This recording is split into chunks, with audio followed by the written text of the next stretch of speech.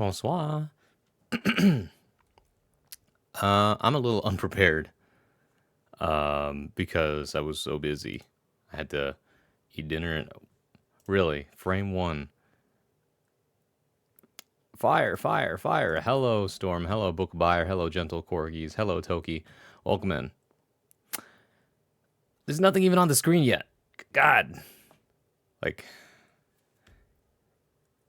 only recently do I realize how much I try to cram in a day. And whenever you try to do one thing, it ends up cutting into time for another, right? Exercising, eating, taking a shower, cutting your nails, etc. You know what I mean? Checking your emails. And God forbid you get on social media for like just a little bit and then turns into like 20 minutes. Drop a pen. Oh no, hold on a second. Where'd it go? Also, I guess this isn't a good time to test the parameters while we're at it. Background music, please.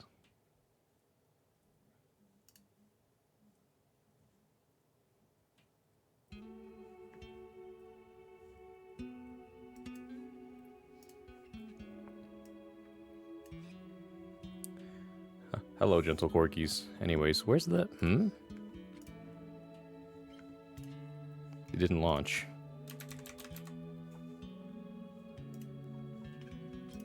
Hold on a second. Hello, Bron. Manchester Berry. You already had dinner. You don't need any more. By the way, Storm, I saw that you posted a bunch of your literature in the literature section. And I feel bad that I haven't gotten to read it yet. It'll happen. I'm gonna read it. It's gonna happen. Now, why is the bonk thing not working? The bird is working. The bird is, in fact, working. Okay. Let's see. Yes, I did? Okay. Just hold on a second. I don't know why the, oh, wait. Maybe this? This should work.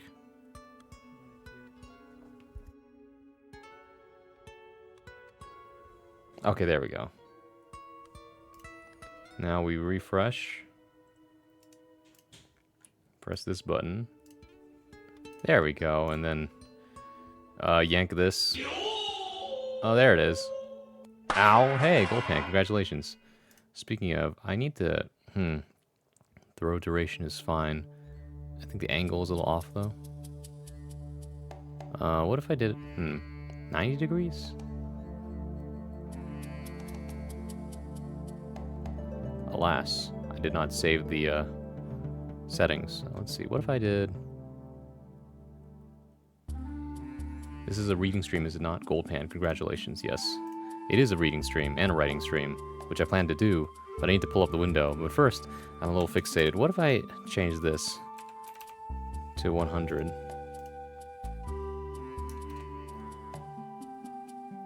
Wait, actually, no, that's not right. It has to be 90. And then... maybe it's the impact.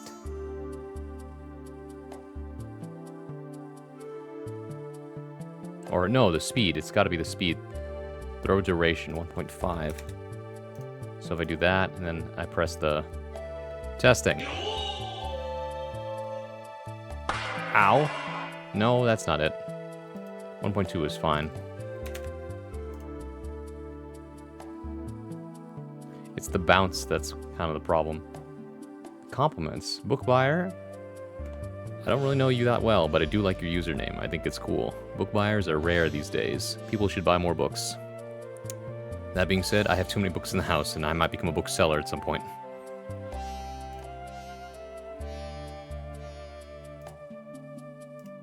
This might be a little loud. There we go. I own over 3K physical books. Do you own a library? Does that study, in your house have just wall-to-walls of books?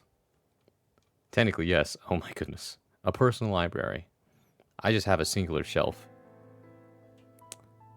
I don't know how to,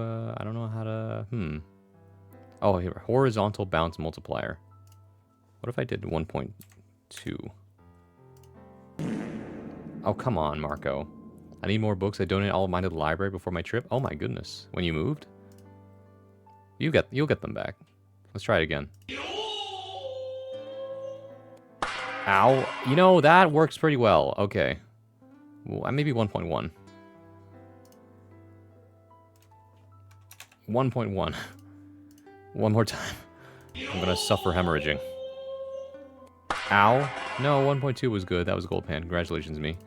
One more time.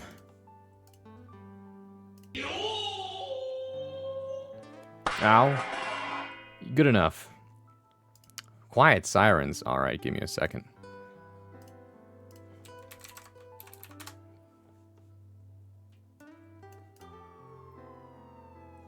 Is this what you wanted? Huh? Also, no more fire. Once I find it. Yeah, no more. Okay, let me pull up a window.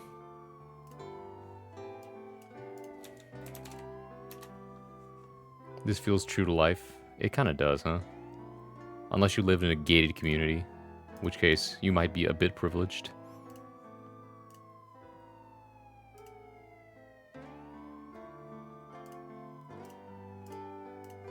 Alright, there we go. And then... I almost forgot about this other thing. Hold on a second. I'm connecting something, hold on.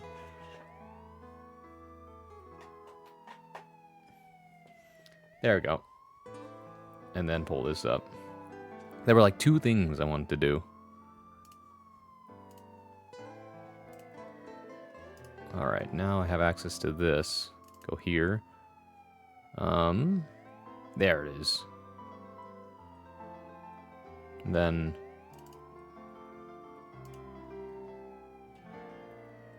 Yeah, okay, that'll do.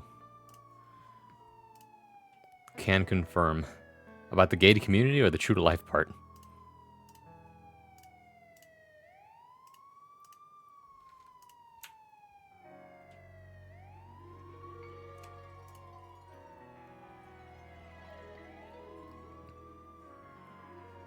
True to life, yeah. I mean, just today, when I was going for my little evening run, because the weather was nice, actually it was pretty chilly, I had to put on a jacket. I was running down the street, and then from, like, imagine, what's it called? What are those called? The T intersections? Where, you know, there's a straight road and then a single road that, you know, goes into the other one. For some reason, like, I live in a suburb, and normally it's pretty chill, but then suddenly an ambulance? No, it was a fire truck. Fire truck comes down that road, and I'm just like, what is going on? I'm rounding the block, and I see the ambulance come, and I don't know where they're headed. Apparently, someone called 911 in the neighborhood. I don't know anything about it, though. I did, however, listen to a really good album today. Haven't related this much to an album in a while. It was beautiful. You ever got... I don't know. Do you guys listen to albums, or do you listen to singles and songs mostly that get recommended to you these days? Personally, I prefer listening to songs and albums because it's like a tailored experience that the artist creates, right? Which is why I think that artists that really put a lot of time into really creating their albums in terms of what order they want to put the songs in, what songs they decide to include, right? What gets cut, what gets edited. I think it matters a lot. I think that it contributes to the experience overall, to the listener, because the albums I remember the most are the ones that are really cohesive, that sometimes tell a story. You know, it takes me on ups and downs, highs and lows, like a little roller coaster of emotions sometimes. Some albums are very consistent. Other albums are very wildly diverse in terms of their styles. Some people are really good at doing one thing and doing that over and over in different ways, which I also appreciate. Music is great. Music is brilliant. But yeah. So why is today fighting game related? I figured... let's see. I figured I should write stuff out in my head. Or rather, yeah, write stuff that's in my head and write on the paper, because at least that way it helps me understand my own thought process better. How many minutes has it been? Another minute. God dang it.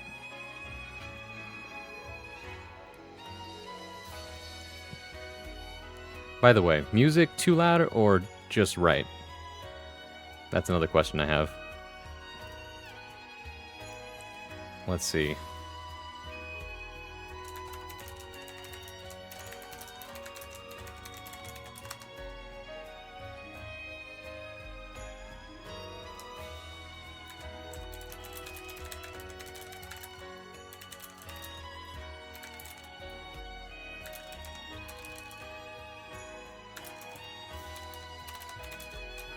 Actually, let's just start like this. Things Anji does not have.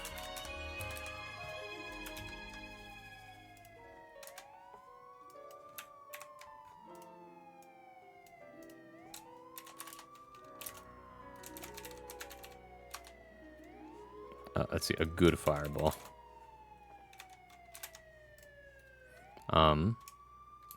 DP. Proper reversal super. Oh, hey Seth, what's up? Thumbs up. Surely it's been 5 minutes. It's been 5 minutes.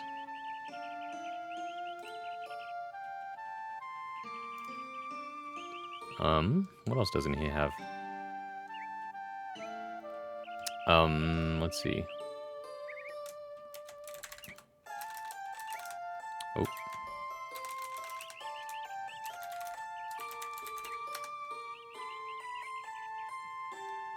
What else does he not have compared to other characters?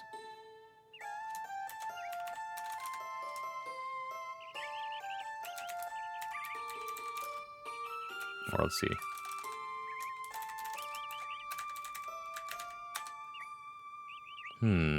Good fireball, DP, proper reversal super, fast movement, quick aerials, and I mean that's kind of it.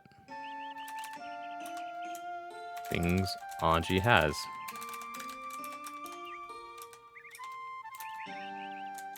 A Fujin mix.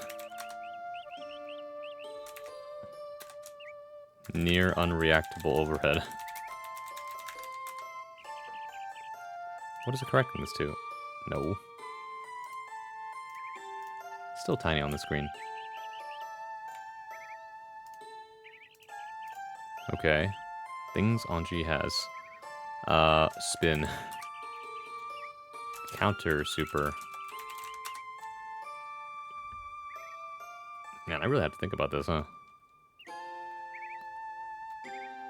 5 frame 2P with good reach. Nakacham, from all the things he does not have alone, he sounds like someone I would never pick in a fighting game. I know, right? Oh, hi, Hunter. I can't wait until frame bar update comes and you can properly describe his whack-ass frame data. I already can. I can pull up the dust loop, bro. You want to see his whack-ass frame data? I mean, it's actually pretty fair when you really look at it. Right? His 5P is 6 frame startup, but his 2P is 5 frame start. This is his fastest move, and the hitbox is ridiculous because normally 2Ps are pretty short. You know, it's a little jab, but because he uses his fan, it pokes out like hell, and sometimes even anti-airs people. It's really funny. It also creates a, I think a 1 frame trap if you use 2P into 6H.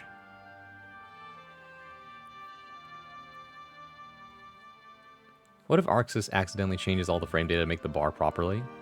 If they did that, then we would be up in arms about it, I think. I would sigh and wait for someone to do all the work while I go do something else.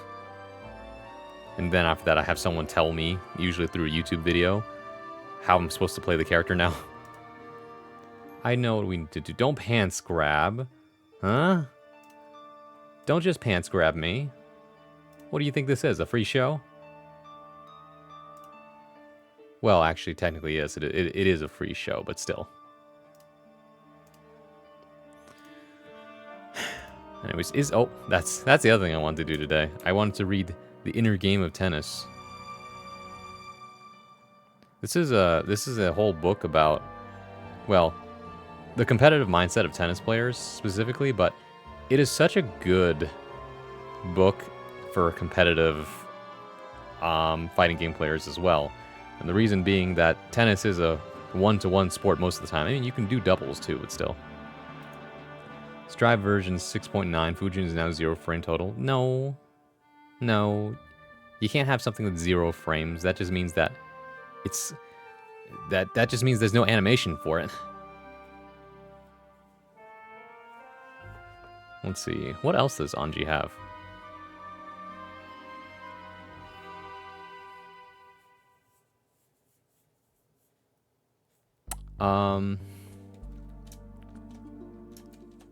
JD Jumping Dust Float. That's a good one.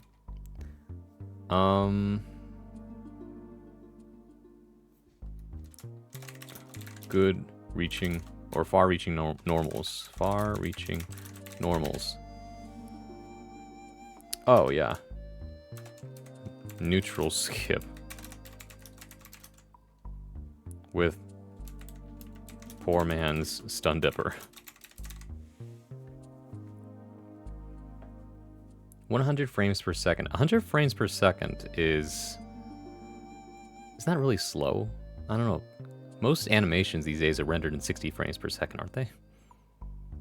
That's the comedy. Instant top 1 on day 1 patch drop videos. No, I think the game is just unplayable at that point if there's something that's 0 frames, bro. That's a game-breaking thing. Cheers, I'll drink to that.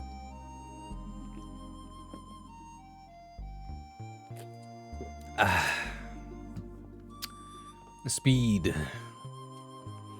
That's a drug.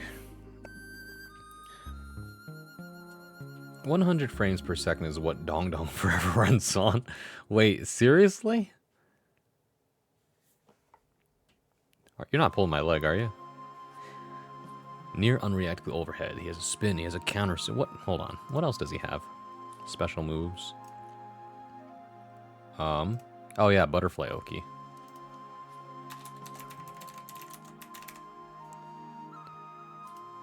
And then, whoa. Great anti-air button. Let's see.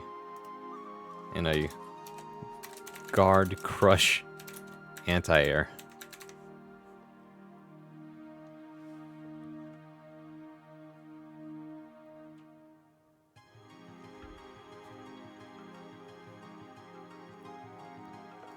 "100 frames per second, yes sir, the power of 2000's Chinese fighting game maker." Incredible. Alright, so already from this...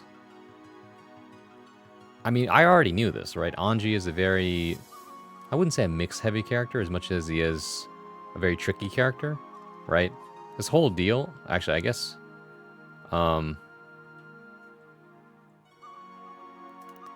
Spin into fish is specific. Hard knockdown. What if 1000 frames per second? If you could fit 1000 frames per second... Yeah, if you could fit 1000 frames into 1 second, I'd be looking at something like in fast-forward motion. It's probably like the speed at which hummingbirds see the world.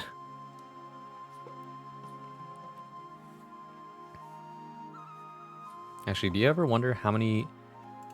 Let's see, hummingbird wing flap speed. A hummingbird, let's see, 10 to over 80 times per second, depending on the species. Okay, actually no. During courtship displays, wings may flap at up to 200 beats per second. Okay, it's faster than how fast a hummingbird can flap its wings. That's a little too fast. Become the Flash? Something that's something that is happening at 1000 frames per second is probably vibrating beyond what the human eye can see. You know what I mean? Come on. What am I supposed to do with this information? That's the question. I guess I should answer the question. What is Anji good at? Anji Anji Mito in Guilty Gear Strive is good at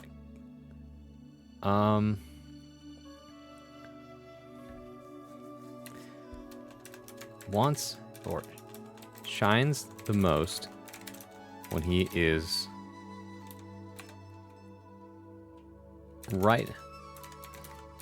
let's see, a very close distance to his opponent in order to run his potent mix-up game. This is supplemented by his sick nasty resets. No. But his powerful... Okay, maybe that's also a little biased. You ever tried journalism but not being biased? It's kind of difficult. Invisibility unlocked. I feel like if you were able to vibrate your molecules that violently, then I feel like you would liquidate yourself, wouldn't you? If it's that fast, why can't I grab it and eat it? Huh? The hummingbird? The hummingbird flaps its wings fast. It doesn't mean that, like, it moves that fast. I mean, it does move fast, but it hovers more than actually flies, I would say.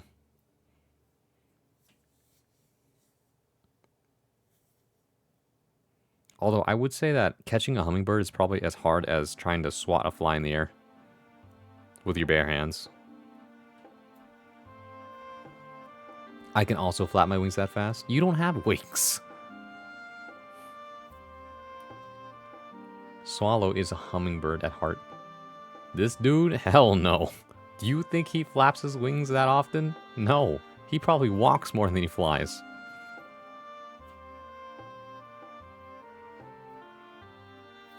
Let's see.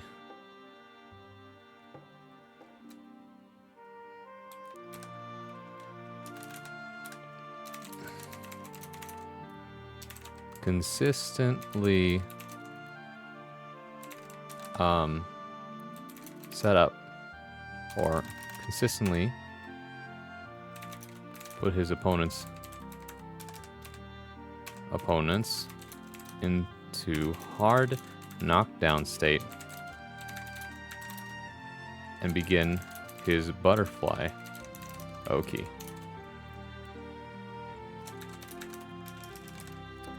Once Anji is on top of I don't like that phrasing. You have so much to learn about the world, young Ard. Yes, it's me, modern day Ard. Thanks.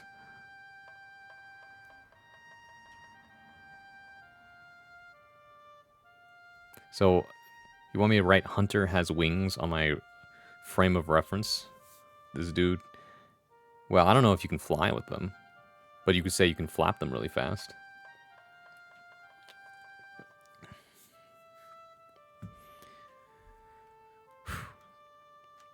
His ability to consistently put his opponents into hard knockdown state and begin his butterfly Oki.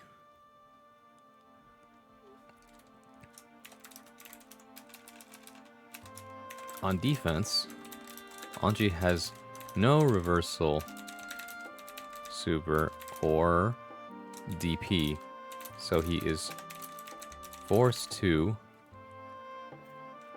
use conventional means universal to the cast in order to escape pressure. However, once he has at least 1 bar of tension meter, his opponents are then forced to respect his option to use his frame 1 counter super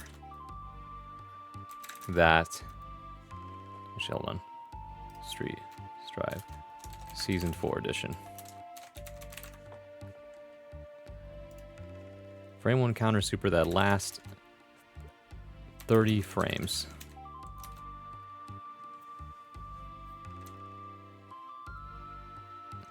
This allows Anji to play mind games,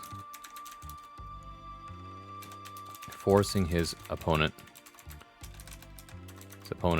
to guess whether he will use his tension for super or simply take back his turn.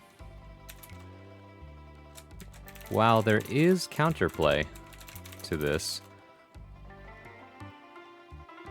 Anji's counter super remains threatening enough for opponents to be mindful and cautious of the option. Based on his strengths and weaknesses. Oh, hold on.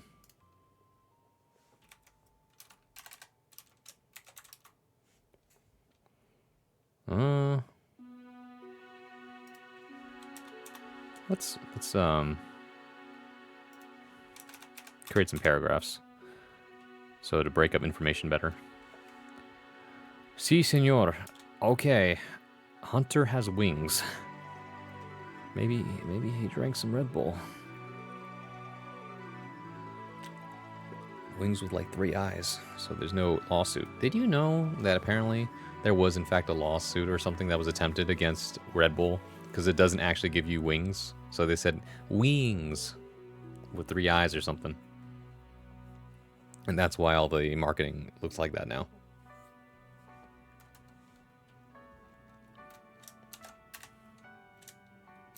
In neutral, Anji, due to Anji lacking a fireball,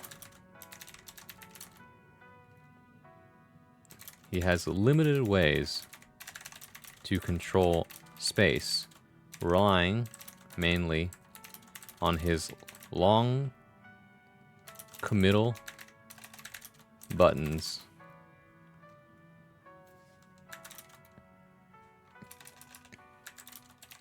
and slow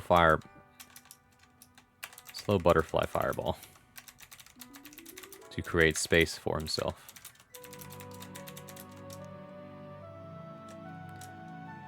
His spin, on the other hand, allows him to get closer to his opponents while threatening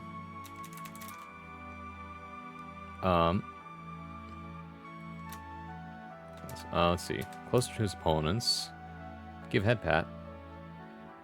Oh, hi. Thank you, Rory. I appreciate that. Welcome in. So happy to see you back. I've been waiting since the first announcement. I'm usually just lurking when I can, but I really appreciate your streams and what you do. Well, thank you. Roy is a new one. That's Rory with a O-R-Y. Well, that's fine. Excuse me. Sorry, I'm drinking sparkling water. So I'm a little, I wouldn't say gassy. What's the word? Burpy. I guess arrow is also acceptable. Well, let me think. In neutral, due to Anji lacking a fireball, his limited ways to control space, relying mainly on his long middle buttons and slow fireball, butterfly fireball to create space for himself. His spin, on the other hand, allows him to get closer to his opponents and is included in multiple special moves that he can perform, including Fujin, his horizontal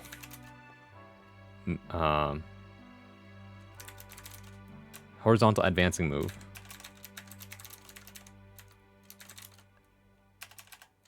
and Ko, his large anti-air special that guard crushes on block and can lead to very large counter hit damage.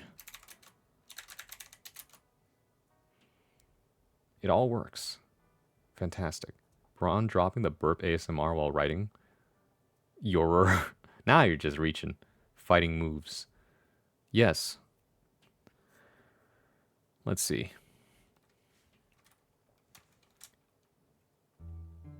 While spin does allow Anji to create opportunities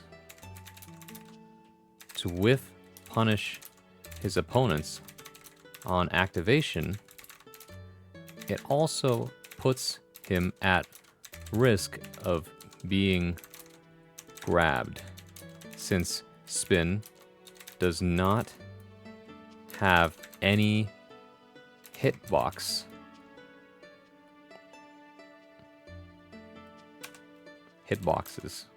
or does not hurt the opponent directly. Ah, Alula, Caster. Ali, thank you for raiding with a party of 10. Welcome in, Raiders. Hello. My name is Francois, modern day bard at your service, your one-stop shop for poetry, performance, and pleasantries. When I'm not playing fighting games, you can usually find me reading, writing, and sometimes I might even sing you a song. So hey, welcome in.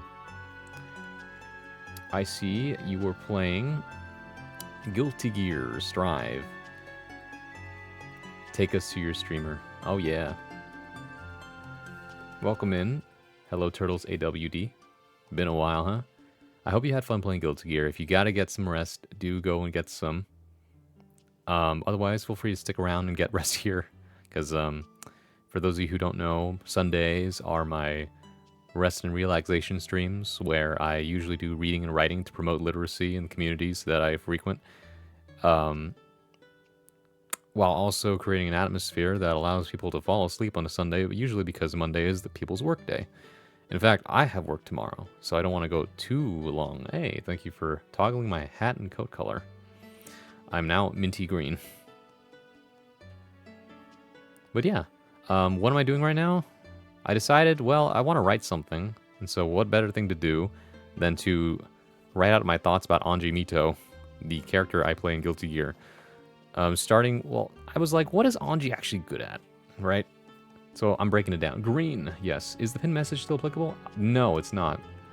Thank you for reminding me. Thank you, Karina. And what was I going to say? Right. Potato pad. Yeah, alright. Things Anji does not have. So he doesn't have a good fireball, he doesn't have a DP or reversal super. He moves pretty okay. He's not that fast. His microspacing is also okay. His good backdash, though. Pretty quick, standard. And he does not have quick aerials, though. His air-to-air game is just okay. His buttons are pretty...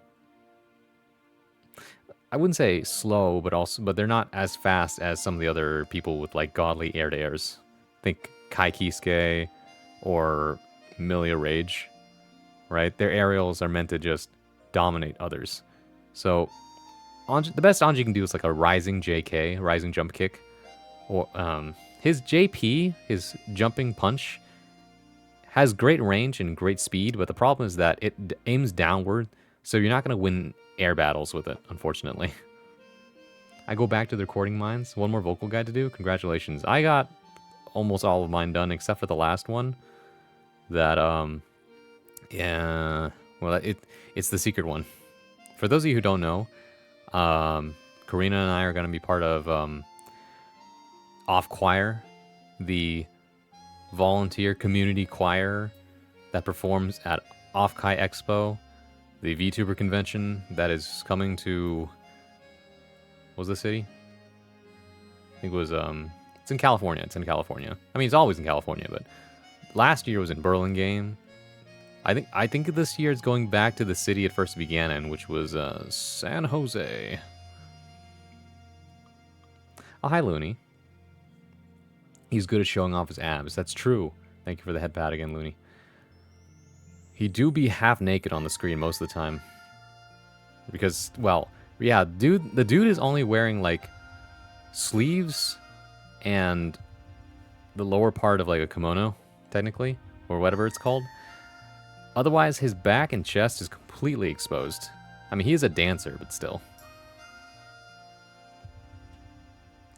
Personally, though, this is just from an aesthetic preference, but because he always has, you know, his whole chest out, I find it like, how do I put this? It's like a yes moment. When the moment like you see him with more clothes on, artist depict him with like wearing a shirt, not like a regular shirt, but just like more covered up. It creates this like gap, in perception, and it's like, oh, characters that wear less, wearing more, is like, it's the same kind of feeling when people who normally wear a lot of clothes suddenly wear less clothes, and you're just like, whoa, that's different. It's the same thing, but in the opposite direction. You know? If you get it, you get it. Anji Mito is pretty neato, I agree. Anji is hot. Yes. That is the popular opinion.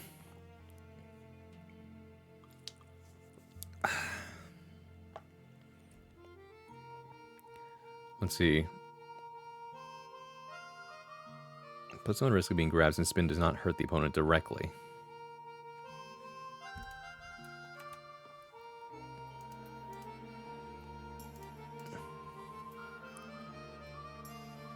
Can we have sex with a man be a small paragraph and it's a Shining-esque sex with a man, Anji makes the player a sexless man on repeat? No, I'm not writing that. Thank you for the contribution, but I'm not writing that.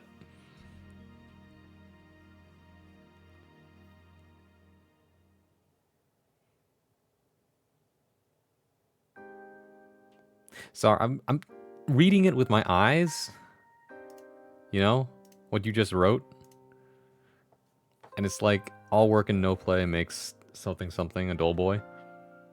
Sex with a man, Anji, makes the player a sexless man. I have slept a lot, so my concepts are running on fumes. You mean not slept a lot?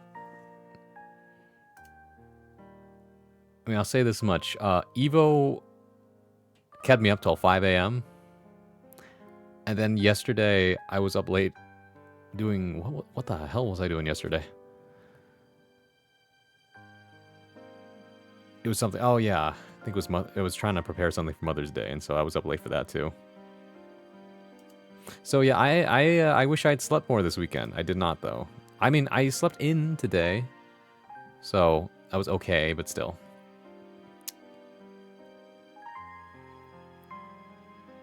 C. Yes. Caleb is on something. I thought you meant onto something, but then you just said on something. The on something might be lack of sleep. Yeah, you ever done lack of sleep before, bro? Sleep deprivation's crazy, man. All my friends ask if I do drugs. I don't think you do drugs. I just think you're really creative. I think what differs between people with active imaginations and whatnot is who's willing to say their ideas and who's keeping it to themselves, right? We often say people with, people who are very vocal about it tend to be perceived as more creative. I tell them no, then they say they'd have me in their dream blunt rotation. My drugs are anime and creativity. I'm high on life. It's true. Yo, K Dynasty. What's up, KD? What is that emote? Oh, I see. But yeah, no, I can't imagine Hunter doing drugs. I think Hunter just, like, lives life through, like, a wild lens. Sees the world in ways that we can only begin to fathom at the edges of it. You know, I can't get over how your name really does look a little... If you squint hard enough, it really does look like Kid Nasty. But yeah, what was I gonna say? Anji is a trick type character that mainly relies on getting good reads on his opponent's habits and capitalizing off of let's see, proper spacing.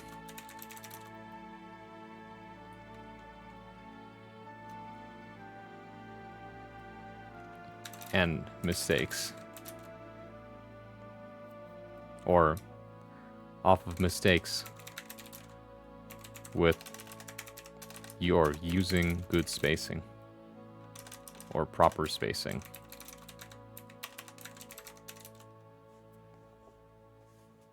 Oh, I almost forgot. Oh, hi, Headless. Oh, Lord, he writing. Why does this sound like a bad thing? It's like, oh no, the world is trembling. He's writing again. Like, good, there goes the town. Oh yeah, I almost forgot. He has a low profile 2D.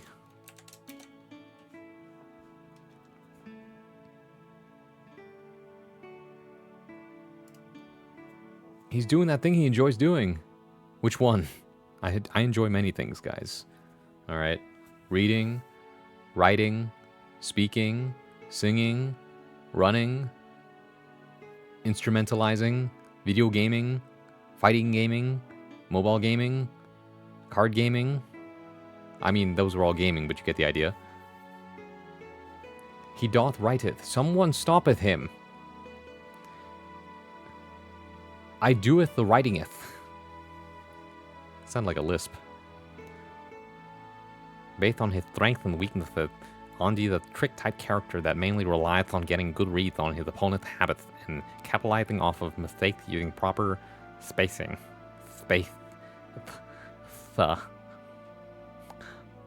Rabbit thieving. Sorry. Or I mean, sorry. I love the writing. Do not actually stop. Yeah, because the moment I stop, I start saying weird shit. I don't like this. Stop lisping at me. Lisp.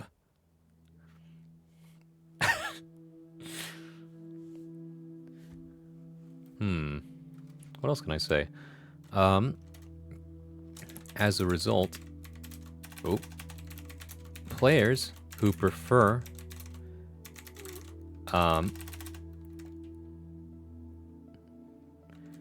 making hard reads and manipulating their opponent's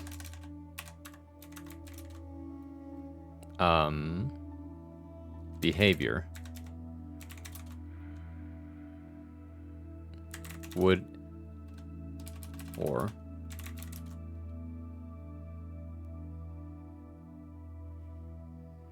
find Anji a compatible or at least interesting character to play as. Doth there saith in medieval speech, thy thinketh thee be Romeo or the elegant Juliet, or eveneth Don Quixote. Otai? Excuse me? Huh?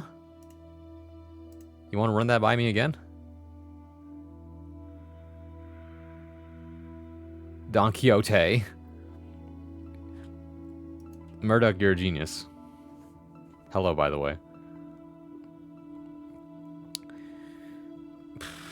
I saw the word donkey, and all I could think of was Shrek.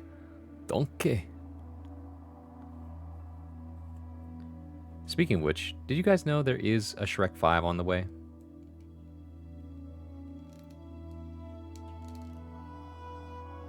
Shrek-pilled you are. I'm not even the most Shrek-pilled person out there. I'm just saying, if you haven't watched the newest Puss in Boots movie at this point, I feel like you should do yourself a favor and go watch that. It's really good, both in terms of animation and writing, and it sets up for the sequel. I ain't gonna watch it. They put TikTok in it. Oh wait, you're talking about the Shrek 5, yeah, with the mirror and all that. Yeah, the new Shrek. I think it'll be interesting. I don't know if it'll be really good per se. But you gotta understand, right? The thing that made Shrek kind of an iconic movie is the way that it parodies and is aware of like pop culture in its current time period. The funniest Shrek movie, in my opinion, is Shrek 2, because it is so good at just making fun of all of the things that everyone is aware of, but putting a medieval twist on it. I still need to watch Shrek 4 first, otherwise I'm going to be lost. You don't really need to watch Shrek 4, honestly, because most of Shrek 4 is kind of a fever dream. I don't know. Or maybe it isn't. If you don't know the plot of Shrek 4, basically Shrek is like, I'm tired of being a dad. I miss being single for a little bit, because at least everyone was scared of me as an ogre, and I had peace and quiet. And then he makes a deal with Rumpelstiltskin, and you can imagine how that goes. If you were in a trolley problem, would you pull the lever to kill 3 newly adopted senior citizens who offer you the cure to death if saved, or 7 middle-aged orphans who offer you the cure of cancer and $2? What is this? Kantian ethics, utilitarianism. I don't know. What ethics principle should we abide by? I don't know. Well, let's sit on that for 3 minutes as we go into our next ad break. Shrek 4 pretty emotional? Yeah. It's just that it kind of lacked a lot of the other things that the other Shrek movies had. Well, mostly 1 and 2. 3 is also just okay from what I hear. Flip a coin? And there's also a way to deal with it. But yeah, we'll be right back after these messages. I gotta run 3 minutes of ads to avoid advertisements when people come in. So yeah, go get some water, use the restroom, do what you gotta do, and we'll be right back after these messages.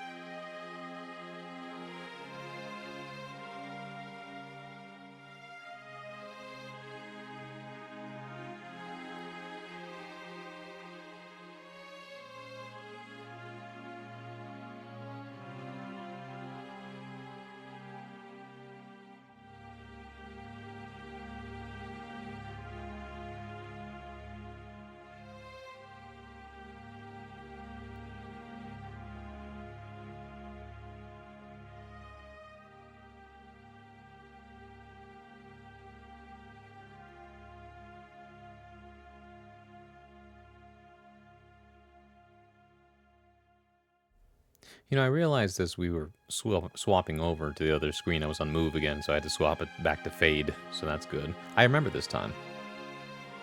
I'm not gonna lie, this theme we're listening to from Suikoden 2 sounds a lot like one of the songs from Chrono Trigger. At any rate, let's see. As a result, players who prefer making hard reads and manipulating their opponents' behavior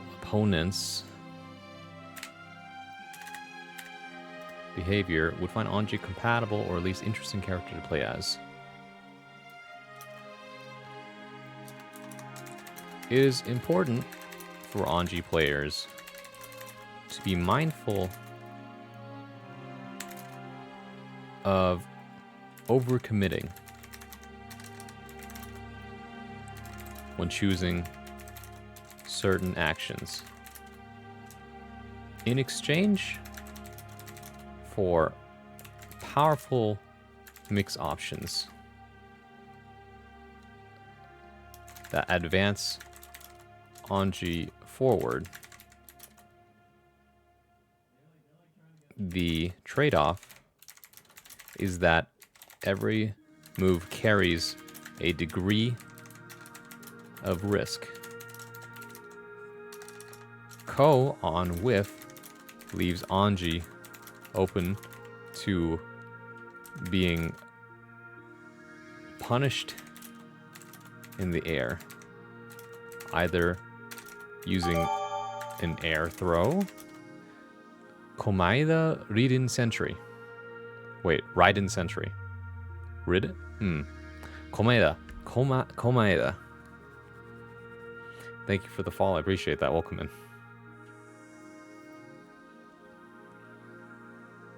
So now you want to know how I'd solve a hypothetical? I'm interested.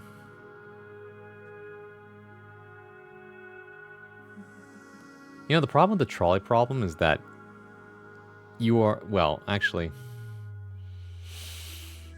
unethically speaking, you could feign ignorance and say that if anything happens, it's not your fault. Because you were simply a witness to it, although that creates a bystander effect. On the other hand, well, I don't know. Pulling the thing means that you do put responsibility for creating the action, right? However, also not doing anything would also mean that you had knowledge of something you could do and you chose not to do it, right? It's the age-old, well, by choosing not to do anything, that in itself is an action, right? Inaction is a choice. Unless the inaction was either from you being unaware or the inaction was from not fully understanding the full context.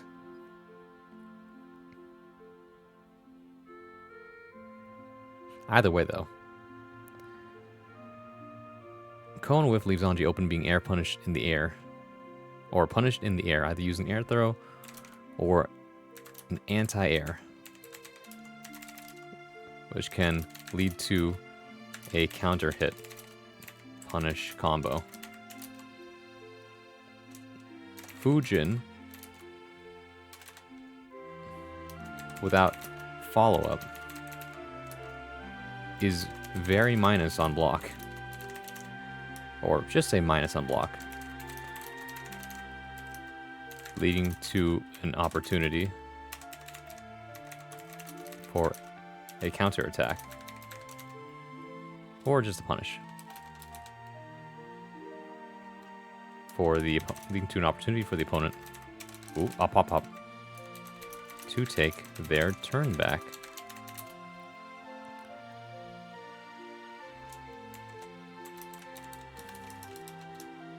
The startup frames of Fujin can also be grabbed before the move fully comes out.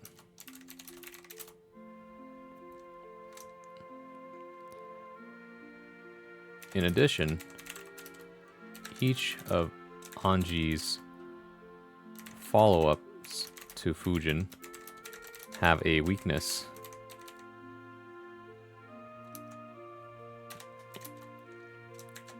As a result, Or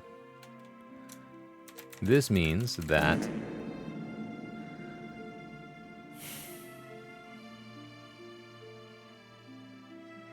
yes, Murdoch, can I help you? This means that...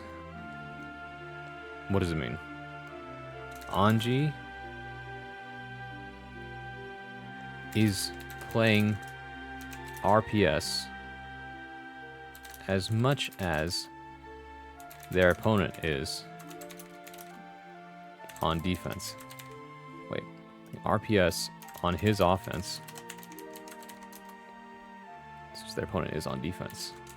The first person to guess incorrectly will suffer the consequences.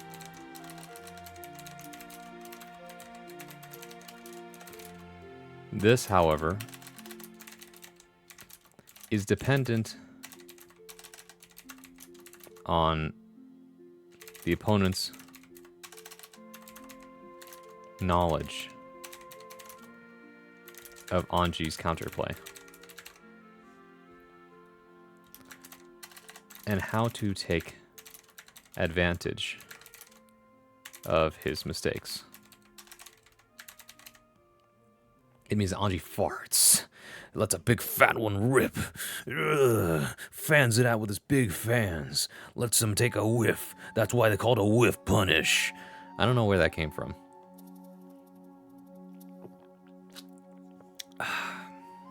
Anyways, Fujin against Ram Toss swords. You could spin through them. You can spin through them. You grab a rock, knowing they're orphans. Redacted. Taking Redacted. Rock and a bone to the trolley. Your new friend. Huh? Cognito hazard threat. Saving 6.5. You managed to save half of the people by sacrificing the other half. I mean, if you think about it, you would have done the same thing had you just pulled the lever. Or not pulled the lever. You know, there's something to be said about, well, to your point, right? The reason why your take on the trolley problem is interesting is because it tries to weigh the value of a human life through age and benefit, right? 3 versus 7, right? It's senior citizens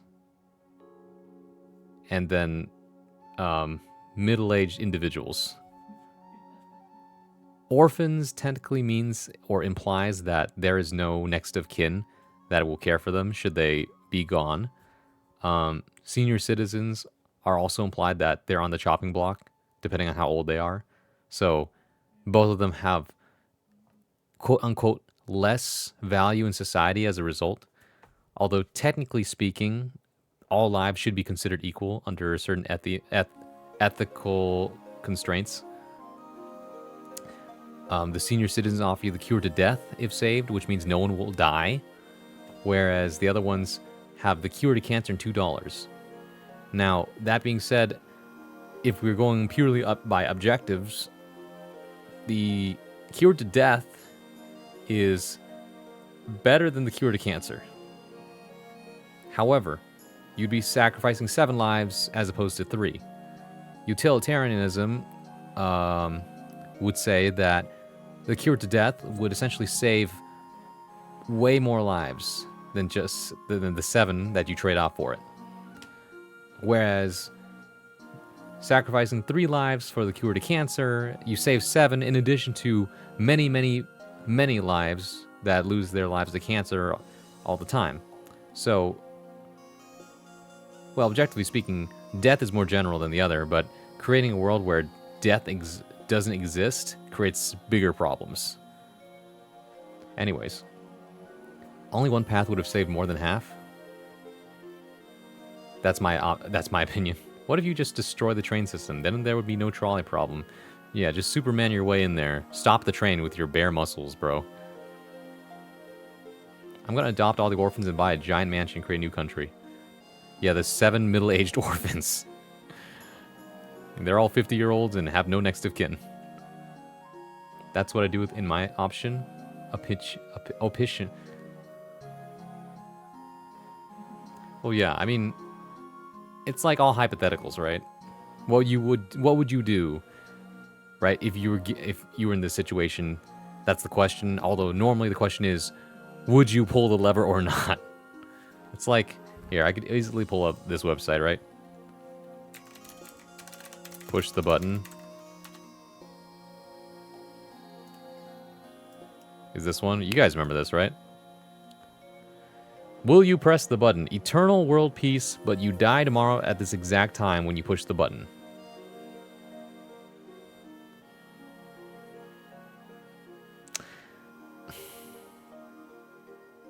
Sacrifice myself for the greater good?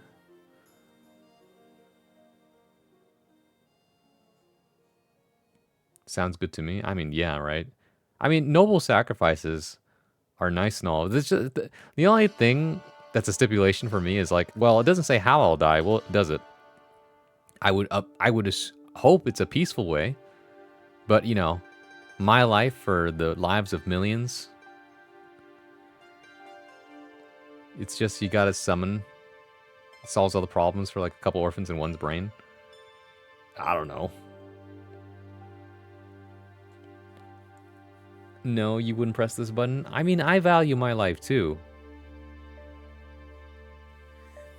Like, the altruism tells me that pressing the button is the correct choice, right? I couldn't do that to my family. Exactly, right? The immediacy of the impact and consequence versus the, what's it called? The so-called greater good. The problem here is also that you don't know when eternal world peace will happen. Do you get it immediately? I don't know. But I feel like you don't need to sacrifice yourself to save the world, right? I'm curious, though. How many people said will not? Interesting. 52% of people said no. Look at that. But I think you have a really good point, Storm, that as much as I would love eternal world peace, I think that the devastation of me not being in the world would be a great loss as well. You know? That's just value placed upon the individual. It depends, though. Some countries' values differ. As an American, individualism reigns supreme. You could have many girlfriends and boyfriends, but you need to make them all feel happy all the time. This is one of those things that's like easier said than done. What happens if you don't? Right? I feel like, shouldn't this be the default? You need to make them all happy all the time? Alright? Come on. We sold the polyamory. Make world peace yourself. I agree. I get a middle-aged orphan to do it. Stop. I mean, yeah, alright. Well, okay. Well, hell no, I only need one. It's true. It's not good to be too greedy, right? Plus, it's like, it's impossible to please everyone at the same time. Unless you're an anime character. But I'm not, so... the irony is not lost to me. I know what I look like on the screen.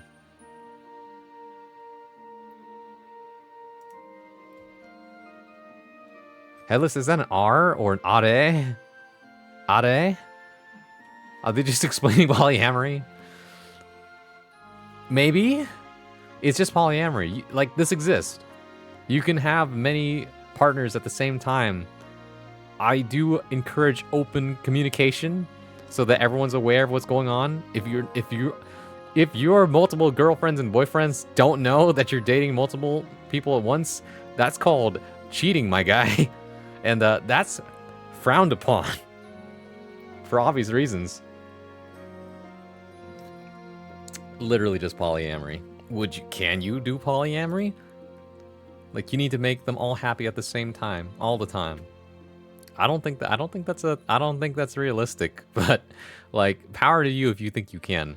You would think that this is an upsides only deal, but actually there are so many components to having multiple partners that, you know, you should keep in mind. Having conversation with that is like being in a board meeting. The council of boyfriends and girlfriends will now come to order. If people aren't mostly happy in the relationship, it's bad poly. That's it. It's just asking, are you good poly? Yeah. Is your polycule good pilled? Is everyone happy in your polycule? I got 4 limbs and a hand. I can do what? A singular hand? What happened to the other one? Bro, we're talking about relationships, not what you do in the bedroom. Scott Pilgrim as plot, council of boyfriends and girlfriends. You must defeat my 7 evil exes. How did you get them? I had them all at the same time during a bad polycule. Bro. Anyways, I don't think I could make it work, I'll be honest. See, the only way I could ever make this work is if I was, like, free as the wind. You know what I mean? Stop in a new town every so often, come back to an old flame. You know, have a passionate little whatever, for, like, a brief amount of time, maybe a week or a month, however long you're in that place. You know, do some cute things. Then after that, part ways, understandably, because they cannot be tied down like the cowboy they are. The great legendary lover. I don't know, that's idealism though. That doesn't work. Not in the world, not in the modern age of communication where, bro, people can keep tabs on you at any time as long as you have a device. Why is this making me laugh so much? Because the topic's kind of wild. How scandalous. The good poly of Seattle puppy girls versus the evil poly of Seattle puppy girls. Neither are actually bad. It's more of the freakiness levels. Okay, but like, puppy girls in itself is like a range, a spectrum, if you will. You're saying be a John Wayne Western protag. Exactly. Anyways, the result? Yeah, no, you can't make that work. You can't make that work, bro.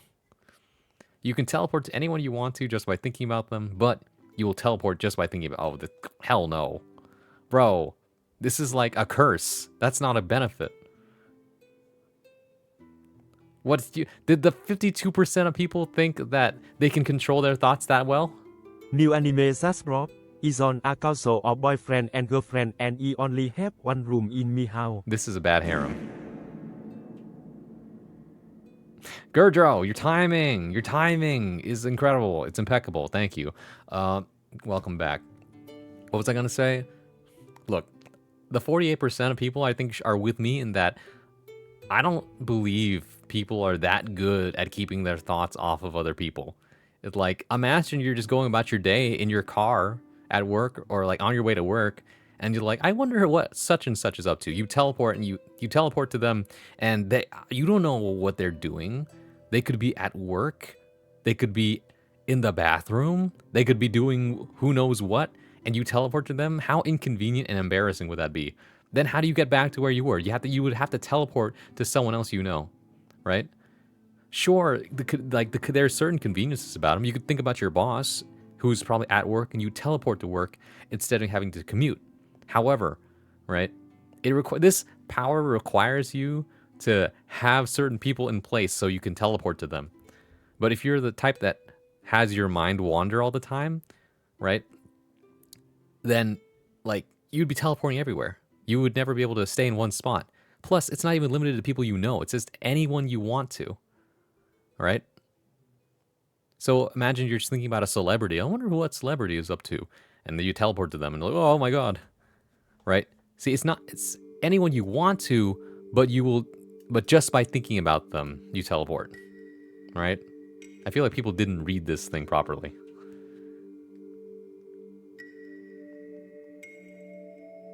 Nightcrawler has ability. Hunter, was the last comment you made in reference to the polyamory or the other thing? The cowboy. Imagine teleporting to your boss while they're taking a shit. Exactly! That's what I'm saying. Talk to tech support. Get a personal conversation. Hello, tech support? Hello? You teleported them? Hey, I have some questions about my limited warranty. Would you have a minute of your time? How would you get home? If you lived alone, how would you get home? The polyamory. Once again, Hunter, wishful thinking. That's not just a polycule, that's a harem. That's what anime makes people believe things work. That's not how things always work in real life. Not the poster dude. Me think about Abraham Lincoln ending up in Hades? Oh no. What happens if you... That's a good question. What happens if you think about someone who's gone? Do you teleport to their afterlife, or do you teleport to where they're currently buried? Oh, you can tell when someone is lying, but your pants will catch on fire every time you lie. Just don't lie. You could... Just don't lie, bro. Oh, but then... Oh, but then... Anyone who tries to get the truth out of you will automatically get the truth because you don't want your pants to catch on fire. Unless you don't wear pants. I guess you could just wear a skirt. Or like some... What are they called? A hakama?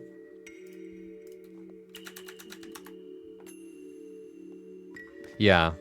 Alright. I'd be brawling on my... What? I made this joke like 3 times in a row already. Welcome back, Fever. How's it going? We got into some debates because we got distracted by the trolley problem, and now we're on this thing. Anyways, this is... I think this is doable. Really? Really? You know, maybe you're right. Maybe I have grossly underestimated how often people actually lie. People don't actually lie that often, right?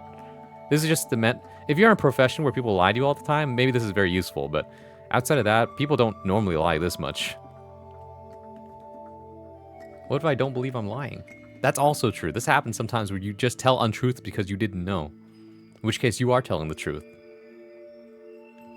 A lie is based on intent, not content. I gotta watch the VOD. You could transfigure any part of your body in any way, any time or place, but each time you did so, you would reduce your lifespan by a week. Holy hell no. But like, I don't know, man. Go to a courtroom? I would be the best... Well, actually, no. I would simultaneously be the best lawyer and the worst lawyer, depending on whether I'm the prosecution or the defense attorney. You can discover the meaning of life, but you may never communicate with anyone in any way, shape, or form ever again. Nope. Humans are social creatures. You will earn $10 every minute, but you will lose your ability to lie. Hell, man. How important is lying? Lying is bad. You shouldn't lie. When is it okay to lie? Ethically speaking, no, you shouldn't lie ever. Consider the white lie. Why do people lie sometimes? Because sometimes putting the truth in all its bold-faced glory is hurtful and insensitive. It's like explaining to a child how death works. Right? You could let them down easy, or you could, be real blunt about it and hurt their feelings.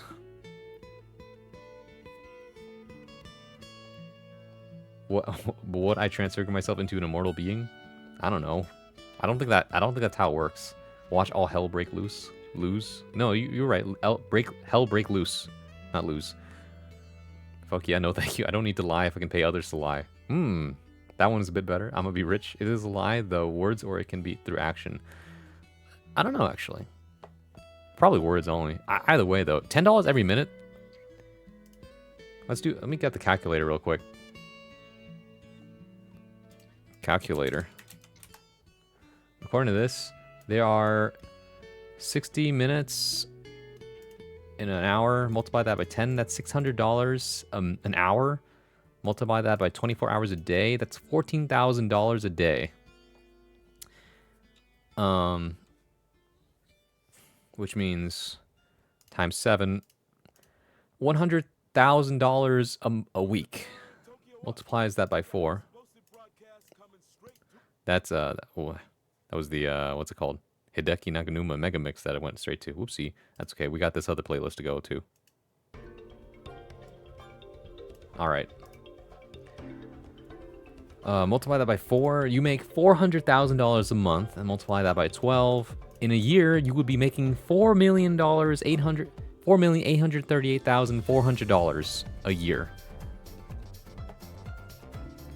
So $10 every minute would mean that you never have to work for the rest of your life. However, you would not be able to lie. Now, the real question is omission of the truth a lie? If I don't tell you something, is that lying? Some people would say yes. Some people would say, no, you just left that information. You left out information. Say yes. I mean, of course, we're saying yes, right? Ciceron, hello. It is selling a part of your humanity for 14K a day. Morally, I'm opposed, but inflation went hard on this one. They're going to tax me like crazy. Then I just invest. True. $10 a minute, $14,400 a day. Okay. Is it a lie through words? Oh, wait, no. There's a good thing about white lies, like giving motivation to people. I mean, it would be really fucked up, though, if someone's like, do you believe in me? You have the inability to lie, and you just straight up say no. You could, but I don't think you will. Some people would appreciate that kind of bluntness from you. Other people would, like, crumble. Like, their whole worldview would shatter like glass, you know? Come down like a house of cards. It's like, my Oshi doesn't believe in me. Now, this is my personal thing. I believe in everyone's potential to do good in the world. I believe in your ability to do amazing things. It is all dependent on your motivation, however. It hinges on your own tenacity. If you want something, you gotta go do the thing. Alright? I am not the greatest individual in the world. I do not have the... Like, I have a great fire inside to do amazing things. However, my drive to actually get up and do those things, however, sometimes is lacking. Because I get easily distracted. Case in point, what we're doing literally right now. If I pay people to do my trickery for me, I just do what every billionaire does. That's also true. Call that preparing for where I want to be in life. Then they just invest. Math, say yes. Say yes. Okay. Yeah, I already did. Take it if I don't want to lie, I simply say I am not answering. That's true, no comment. This sounds familiar. This song that we're listening to is Edge of Spring, Mystical Forest, Tekken 6. Alright, one more. Okay, one more. You can live forever and your body and face stays the same as it does as if you were 20. But you have to change countries every decade and do car chases in Malta every 6 weeks. Huh? Every 6 weeks, a car chase in Malta? Where's Malta? It's in southern Europe, near Tunisia. Small, densely populated country with 2 official languages, Maltese and English. Rich history of foreign rule and cultural influences. A member of the European Union and the Eurozone. Island country in southern Europe, located in the Mediterranean Sea between Sicily and North Africa. That's why, yeah, I would be able to buy a house and a car in like a month. Malta is pretty. I don't press the button. Like, that's stressful as hell. You live forever, but you still have the ability to die. And if there's anything I learned from from reading, there we go, from reading Tuck Everlasting, eternal life kind of sucks. You know? The human brain, by the way, can only last so long because of the fact that it has, like, a natural lifespan. If you were to extend your brain's natural lifespan, then in order to continue existing with, like, some form of sanity, you'd have to start forgetting things, in my opinion, right? We're not elves, bro. Our brains aren't built to last forever. Unless we're saying that, like, by living forever, our brains would adjust to that kind of thing. But I'm pretty sure after you lived a couple centuries, you'd start forgetting what happens every other few years. You know what I mean? You remember what happened yesterday and the day before. But,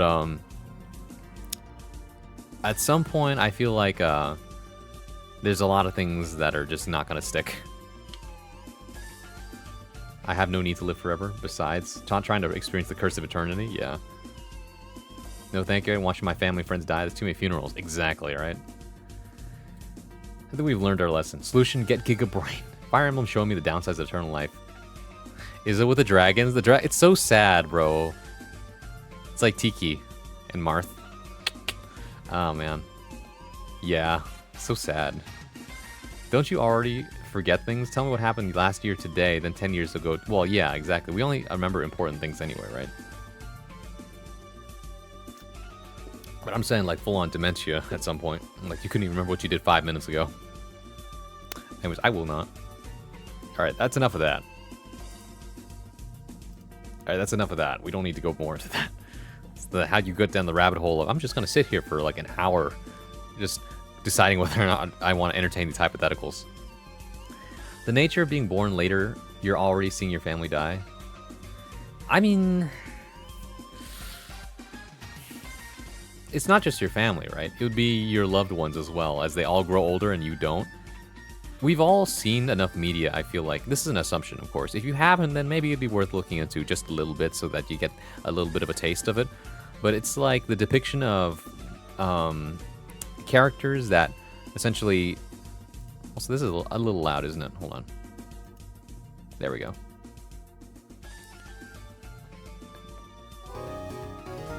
Miso, thank you for raiding with a party of 39. Welcome in, Raiders. Hello. My name is Bronsois, modern day bard at your service, your one-stop shop for poetry, performance, and pleasantries. When I'm not playing fighting games, you can usually find me reading, writing, and sometimes I might even sing you a song. But hey, welcome in. I hope you enjoyed playing Pokemon Stadium, one of my favorites for sure. I like the minigames in Pokemon Stadium 2, though, a lot. Pokemon Stadium 1 is still really good, though. But welcome in, Nonomo 4, Miso, Naglfar Dreams, Sogo Heavy. I dropped my soup. It's so fun. I know. I think you and I already relate. Like, you can't go wrong with the Lickitung sushi game. Irashai! Dun dun dun dun dun dun dun dun dun dun dun dun dun. And you're like, you eat the sushi, and sometimes you accidentally drink the hot tea, and you're like, ah! And then you're stuck. Like, no, I drank the hot tea. Right? There's so many good mini games, though. I wish there was like a version of Pokemon Stadium that just had all the mini games that they've released over time. My other top favorites, I think I remember the most of them from Pokemon Stadium 2, though. I don't know if you actually played that one. You probably only picked Pokemon Stadium 1. I definitely recommend playing 2 some other time. They got the one that's like Hitmontop Arena, where you have to spin and knock everybody out. You got the one that where you're a Chansey, you have to catch the eggs by moving left and right. You have the one that's, what's it called? You're a Zubat, I think. And you have to fly through the tunnel and grab all the hearts. I love Hitmontop, that sounds cool. Wait, have you not tried this? You gotta play it. You gotta play Pokemon Stadium 2, it's so good. I get so toxic in the game, Lickitung push. Push! Oh, it's so good. It brings out your inner gamer like no Mario Party ever will. Stadium 2 for the minigames is so good. Also, first time plays, hello, welcome in. If you gotta go, you gotta go. Please do get some rest. Otherwise, feel free to stick around. And now y'all know where to find me. There's nothing like trash talking to CPUs. It's not like they have feelings. It's okay, you know? It's not like anyone will be listening as I say nasty, nasty things. I would, actually, I don't know if I'm the type of person who would say nasty things to a CPU. Actually, that's not true. Certain CPUs kind of deserve it. Oh, I remember now. I love Pokemon, so do I. So true, better the CPUs over actual people. Yeah. That's what they're there for anyway. I just remember the other really, really fun minigame I love is the one where you're a bunch of Vulpixes, like, it's called skipping around an Apom that has its tail on top of like those metal covers that you see people lift up for food, and then you have to press the button at the right time, faster than everyone else, to get more of the food when it lifts up the tray, right? It lifts up the cover, and like you gotta grab all the fruit. Whoever gets it, gets it. But occasionally, it'll lift it up, and it'll be a pine cone that explodes, and whoever hits the pine cone is out for the next round. It's like musical chairs. I love that one. I never trash talk real people, just the CPUs, of course. It is so funny when you trash talk, though. Those bots in my FPS campaign missions get in every slur I can say. Okay. The Launch Smash Ultimate Challenger CPUs? Oh my god. I remember that. Weren't they like so hard for no reason? I kind of liked it though. I thought that challenge was good. Sprigatito and Eevee are my favorites. They are really cute. You got Weed Cat, and then you have I don't really know what to call Eevee. Eevee's not really a dog, per se. Although it kind of reminds you of one. You're selling me so hard in this game. I could look up the games. I could look up the games on the Pokemon Stadium, too. I don't want to spoil all of them, though, to be honest. Pokemon Stadium 2 minigames. Let's see. Oh, yeah, so it's the... Oh, yeah, okay, so there was a Golbat one. Then it was a Hitmontop one. Oh, yeah, I need to not spoil you on some... That one's... I like that one a lot. Let's see. I wish I can't tell you. It's spoilers. That one's just okay. That one's really funny. That one is really dumb, but I still like it because it looks really funny with the animations. This one is infuriating, but I still like it. This one is a better version of the classroom game, in my opinion. That one is really fun. Oh, I love this one, and good lord, I love that one. Oh, I love this one too. Did I mention there's like more mini games in Pokemon Stadium 2 than there are in Pokemon Stadium 1? Pokemon Stadium 1 only has 9 mini games, which is fine. But like, if I count, how many does Pokemon Stadium 2 have? 1, 2, 3, 4, 5, 6, 7, 8, 9, 10, 11, 12. It has 12. Plus a quiz, but the quiz is for the class. In Pokemon Stadium 2, there's also a Pokemon Academy classroom that you can go to, and it will test your Pokemon knowledge. And it is specific to Generation 2, so certain answers will be outdated, but it's still really fun. More games, yeah, there's 12 of them. I'm kind of addicted to Clefairy Says in Stadium 1, but it's so hard. Like, what are these fighting game combos? Oh yeah, no, that's just Simon Says, really. Oh, when I say it's a better... Okay, when I say it's a better version of the Classroom one, I like it better because it's not as confusing. This one, you're literally just counting. But I won't tell you any more than that. No more spoilers. I only told you about like 4 out of the 12 games that exist in Pokemon Stadium 2. You'll have to go find out the rest, and you're going to be there all night playing them, I swear to God. I'm hyped. I know, I love this game. Ah! Also, the Elite Four in Pokemon Stadium 2 is so sick. As in, it's the same Elite Four, but like, the actual graphics, just, I remember getting so, like, humbled by them. Like, oh, that's so cool. I'm trying to sweep the gym leader castle with Paris. Oh my god. I believe in you, but at the same time, good lord, that's a challenge in itself, because Paris's typing is really, really bad. It's bug grass, so it's weak to, like, I want to say, like, 8 things. Fire, so it's weak to fire, it's weak to rock, it's weak to flying, it's weak to, bug, funny enough, and a bunch of other stuff. Oh, like ice too, I think? Yeah, it's weak to ice. Yeah, it's working so hard. It's my son. I know. I love Paris. I love Paris. I love Parasect even more. Let me tell you a story. Let me tell you a story, alright? Can I pause this music? I want to pause this music to, give you a... Oh, I know what song to play. No, not that one. The other one.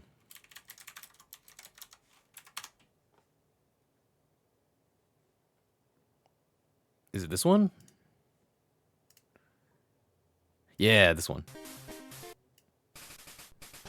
So, when I was a young lad and I owned Pokemon Blue on the Nintendo Game Boy Color, I had Parasect in my team at the very end, playing through the Elite Four. I also had like a, let's see, Blastoise, Gyarados, I think, and a Haunter. My Haunter and my Parasect were like level 40s.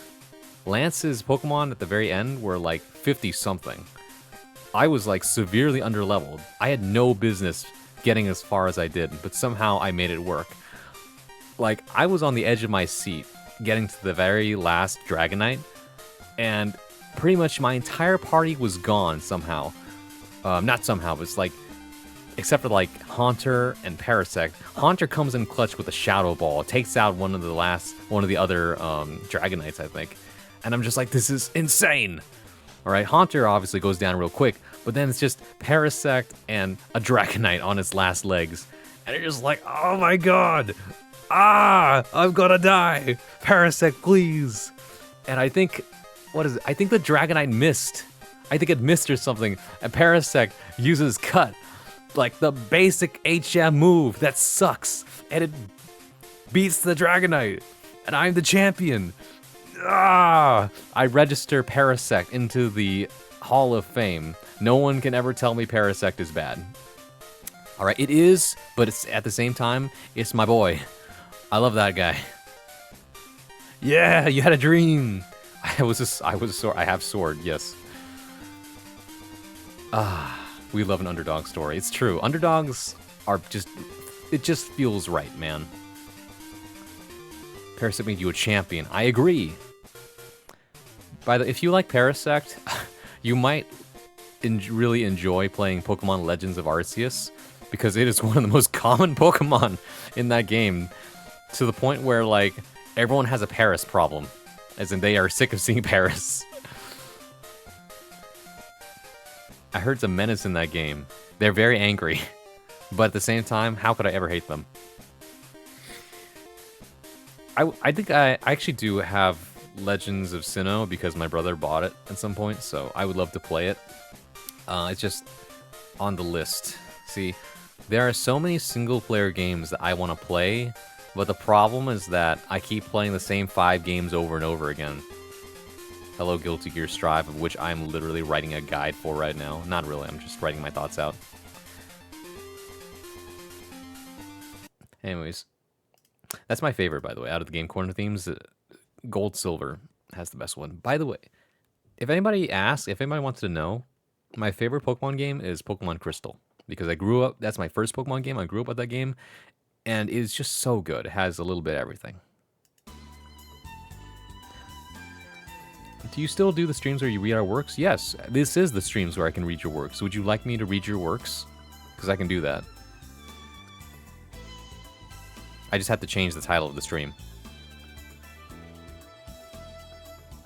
I never played. My first was Yellow, and for some reason I went to Gen 3 after. No, that's fine. If you're gonna play, I recommend Heart Gold, Soul Silver, simply because of the fact that, while it is Gen 4, and it suffers from that weird, like, why does everything take so long? It has so much post-game that it's kind of worth it. So it depends. If you want to feel the nostalgia, definitely recommend Crystal version. DJ, thank you for raiding with a party of 3. Welcome in, Raiders. Hello, my name is Bronsois, Modern Day Bard, at your service, your one-stop shop for poetry, performance, and pleasantries. When I'm not playing fighting games, you can usually find me reading, writing, and sometimes I might even sing you a song. Hey, welcome in. I see you're playing Claire Obscure at Expedition 33. This game is so good. I really want to play it. I do not own it. Everyone who's playing it right now, everyone who's an RPG fan, has said, this game does so many things right. I love this game, is what people have said. I've also heard the comparison that it is a little like Paper Mario in that during turn-based combat, there are quick-time events, which is really, really good. It was actually one of the best parts of Paper Mario. I think that's what makes it special. So yeah, I hope that you had a good time playing it. I hope that you get to play it more. If you gotta go, you gotta go. Please do get some rest. Otherwise, feel free to stick around. Now you'll know where to find me. And Miso, if you're still here, I was gonna say, I recommend, if you're gonna play Gen 2, if you want the retro experience and want to experience all the fun little things of childhood, I recommend Crystal version, just so you can see the funny sprites. Or if you want the more tailored version with more content in it, then I would say Heart Gold or Soul Silver. Yeah. Plus, Heart Gold Soul Silver has this fun little mini game, a triathlon thing where you would use the touchscreen at the time to go ahead and like do funny little mini games. So if that sells you on that too, then you could try Heart Gold Soul Silver. I just wish I had the time for it. Yeah. We'll see if my wheel spin decides if I do more France or more Hell 100 line during next stream. Yeah, 100 line is also really good, right? I don't know what you think of it so far. That also has really good reviews. I don't know, the RPG fans are eating good right now. So some of you might be wondering what I'm up to right now. Sundays are my reading and writing streams.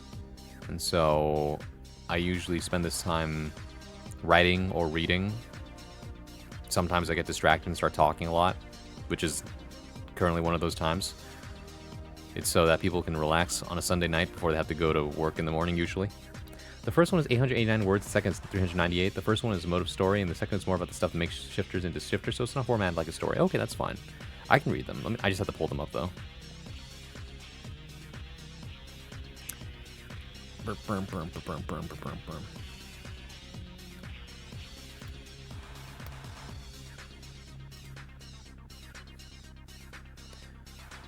I have one, and I have two. It's actually more than that, though, I think. Because aren't there like 9 chapters, though? There's 9 chapters, and there's 2 things you posted recently. So I'm not sure which ones you are. If you're asking me to read the 2 most recent ones, I can do that.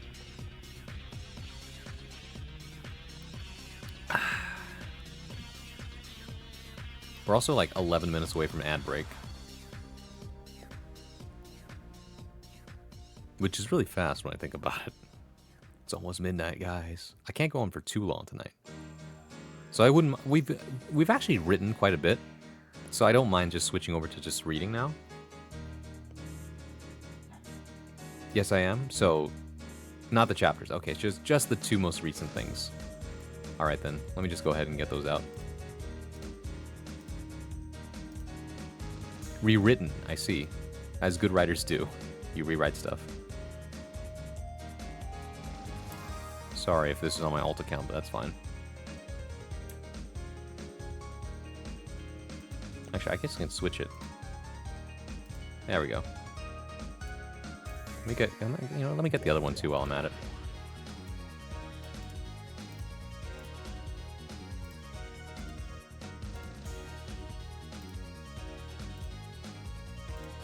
There we go.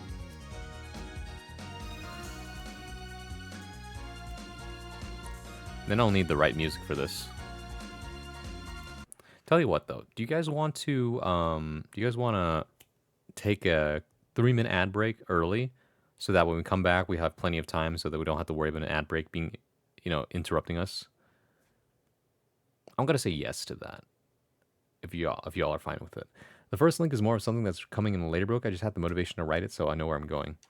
Let me just take away part of the title here of the stream, so it's more accurate. But yeah, sure. Okay, let's take a 3-minute break. Use the restroom, get a snack, do what you got to do, and when we come back, I'm gonna be reading over some viewer work, and just reading. I'm not gonna give feedback unless they're looking for it. But yeah, see you in a bit.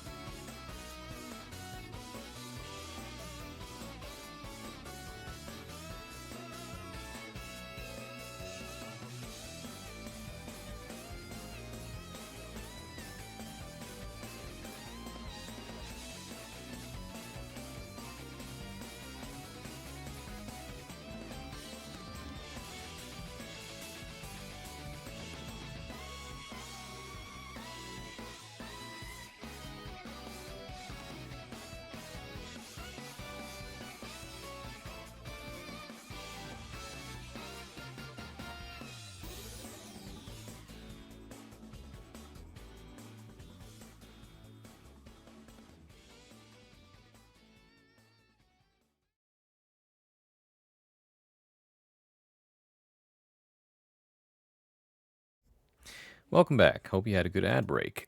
So, let me catch up with chat real quick. Apologies if there's any mistakes. You can give feedback if you want. Don't mind. Let me know what I need to work on. Might be some confusion. New hypothetical. All right, here we go. You have a gun, and you can either use it on yourself or your one person throughout history, including yourself. But there's a 0.1% chance it fails, and you look like an asshole. What do you do? I'm assuming that the 0.1% of looking like an asshole is because you shot them in public for some reason. Like, there's only one reason why you would look like an asshole. Oh, wait, no. It would fail because you're doing it and it fails to kill the person in question and they just look at you funny. Well, assuming that the 0.1% chance doesn't happen, killing someone in history has catastrophic consequences on timelines, right? Of course, it depends on which theory you believe on in terms of time travel, right? Do you believe in the branching timelines, the parallel timelines, or what have you, right? So there's a chance there's a butterfly effect. You kill one person, and after that, the history is forever changed. 2 comments on it for a couple of the words. Oh, I see. Includes the future. It says in history, though. I guess the future is considered history that just hasn't happened yet? You know? Well, okay, but like, I don't know. I don't think you should be changing history. Even if it's like, man, I could have saved so many lives if I took out that one dictator. But sometimes you have to let history take its course, right? So would I do it? No. Should I do it? Depends on who you ask. Fidel Castro, the man who could never be killed. Interesting. Whatever happened to Fidel Castro anyway? Like, did he just die a natural death? Apparently Cuba's doing pretty well these days. Not sure though. Anyways, let's get started on the reading, shall we? The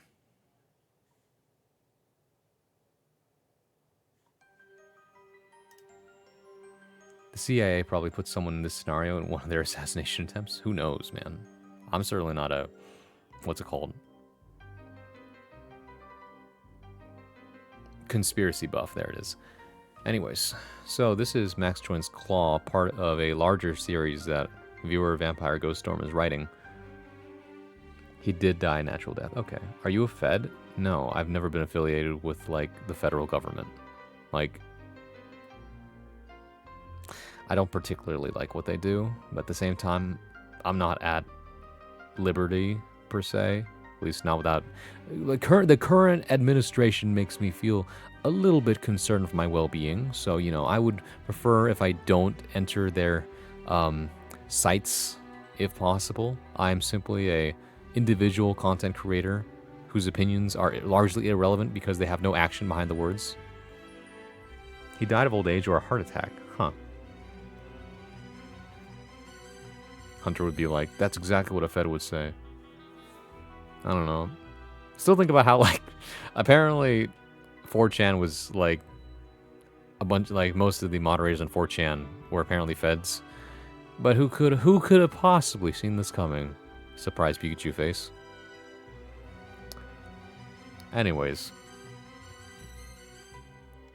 I don't know, I feel like I should tell you enough that, like, I'm a poet and a VTuber. I guess that really doesn't mean anything. Feds can be anyone. Am I Fed, though? I feel like I'm too liberal to be a Fed. I'm noticing a trend today, Hunter. I'm noticing a trend today with the things you say today. I agree. We should... Wait, hold on. Where's my... There's my doohickey. We should... And then... Yeah. And then...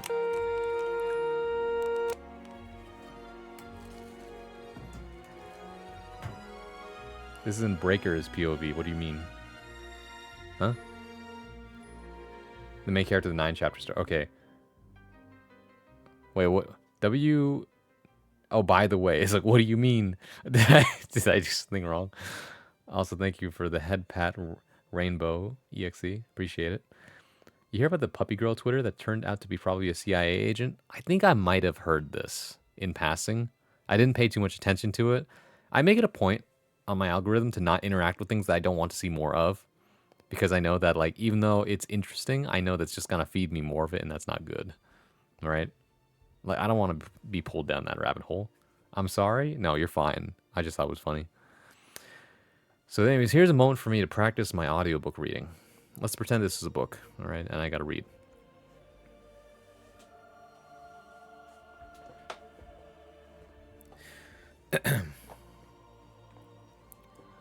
I watched as Trill stood in the center of the ring. I was up above it, on a broken overhang, standing with the other faction leaders. Today was recruitment day. Everyone was buzzing with excitement and fear. For our next fight, we have a puny shunt born and raised in the skirts. Been here no more than a week.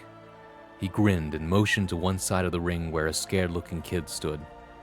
I hummed. The kid didn't have much muscle on him. Mr. Medcore might take him. And his opponent is a pain in the rump, affluent-born Sticks with a mouth your mother would disapprove of. Trill motioned to a girl on the other end of the ring. She had a scowl on her face. Yet, her auburn hair was neatly brushed behind her back. She looked more of a Spireborn than anything. She didn't look like she'd seen a fight in her life. Oh, how I have forgotten. Trill threw his hands up in the air. Every fighter who enters the ring must be as naked as the day they enter this glitched-up world. I could see panic on the boy's face as he stripped. The girl didn't seem bothered by it. I heard a few chuckles in the crowd as everyone beheld her body. She shot a nasty gesture to those who were chuckling. This only made them laugh more. Finally, some rules. Make it interesting for all of us idiots watching. Keep the blood in the ring. And, Trill tapped his chin, mercy is welcome, but not advised. Happy fighting, you dirtbags. He quickly left the ring and set off the buzzer. I crouched down as I watched the fight unfold. It was clear that the boy was much weaker than his opponent. It was almost painful. The girl was circling him like a predator stalking its prey. She had a look in her eye that I knew all too well. She was mentally making note of all his weaknesses. The boy tried to strike her jaw, but she was too quick. She dodged his attack easily and grabbed his arm. She twisted it, forcing him to the floor. The boy started shifting. He was going to use his monster form against her. Smart. I huffed and looked at the other leaders. Skirts is going to lose, but Sticks isn't shifting yet. It's going to give her a disadvantage, I said, keeping an eye below. Not necessarily. Sticks is too quick to get hit, Ghost muttered. Perhaps, I nodded. Skirts has no fighting experience, I can tell. Hound slit her eyes. Then why did you bring him? Ash hissed. He looked like he needed a few lessons, Hound shrugged. He may be a good member for me, Blinder spoke up, her second close behind her. True. Do you want him? I asked. You can't make claims yet. We have yet to see their power, Needle pointed out. He might fit my faction too, you know. Vampire crouched down next to me. He has the build of the silent killer. Or a spy, Ghost replied. I certainly don't want him. Mirage's voice was laced with disgust. I don't either. Splint looked away. I focused back on the fight.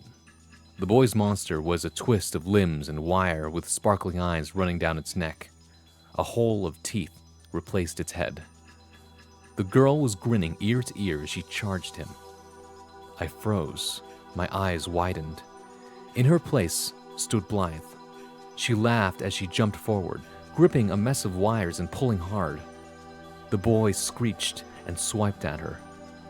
She shifted into a much larger metallic beast with energy pooling from cracks in its skin.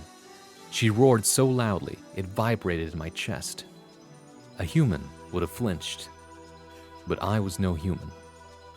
Not anymore. The girl gripped one of the boy's limbs in her mouth, and her jaw seemed to widen more than before as she bit down hard. The crowd was silent as she tore his limb off. The horrible smell of copper filled the air. The boy shrieked in pain and hobbled back. The girl threw his limb to the far side of the ring. It hit the barrier hard, and stray blood splattered a few people who'd stood too close. The boy shrunk back like a cowardly dog. The girl shifted back. Blood stained her mouth. There was one thing I knew at that moment. I got up and jumped down into the ring. The girl looked up at me with bloodlust in her eyes. I offered her a hand. "Welcome to Claw. My name is Breaker. I'm your leader," I smiled. She looked at my hand with an emotion I couldn't quite place. She huffed and looked away. So she was being stubborn. I could work with that. "You fought well, and since I'm choosing you for my faction, it is my duty to change your name. I'm going to..." She cut me off before I finished. "I don't care about your fancy rules. My name is always going to stay the same. It's the one thing I'm keeping." She sneered and spat at my feet. I didn't react. "Of course. What is your name then?" "Max," she glared. "My name is Max." Good stuff. Chicken jockey moment. No. Chicken jockey. Heard small child in an arena. Okay. Spireborn is basically a rich person. I forgot to highlight that. I think I picked up on a lot of the context clues. Super Saiyan versus Chicken Jockey. I think Hunter, I think you're terminally online. I'm kidding, but yes. Modern day Bass. Excuse me? Hello, Matasaur. So, let's see. Anything? I do say, well, grammatically speaking, these are technically, what are they called? Comma splices, where these should be two separate sentences. Or at least a semicolon, but semicolons should be rarer, in my opinion. I'm working on a dictionary for their slang. Yeah. Your writing is good enough that even people who don't have all the context have enough context clues in order to put stuff together, right? It's like one of those things where if I'm reading Lord of the Rings, even if I didn't understand, if you didn't tell me it was Lord of the Rings, just gave it to me, I could probably piece together some things pretty quickly based on like vocabulary used, setting, and like dialogue, right? I hope my reading of it was okay. I'm practicing audiobook reading. Anything else? In terms of content, I'm not gonna go dig deep in the weeds for like grammar stuff because I feel like that's missing. It's what I'd like to say, missing the forest for the trees, right? You gotta look big picture sometimes because if things just get rewritten, then the grammar part doesn't actually matter. The grammar part does matter in terms of a writer's overall skill because it essentially means that you don't need to worry so much about being correct because it'll be built into your internal system of writing, right? When you naturally write correctly, it just means that you don't have to spend that portion of your brain dedicated to always checking over yourself. It was good, thank you. Appreciate that. So yeah, I like this chapter. I think the dialogue tags, if you have a dialogue tag like this where it's a singular sentence, then you the end of the actual thing before the quotation mark is going to be a period, because commas are used after quotation marks if you have something like he said, she said, right? Or like Hound shrugged, right? That's fine. Blinder spoke up is fine. It's kind of like one of those things where it's context based.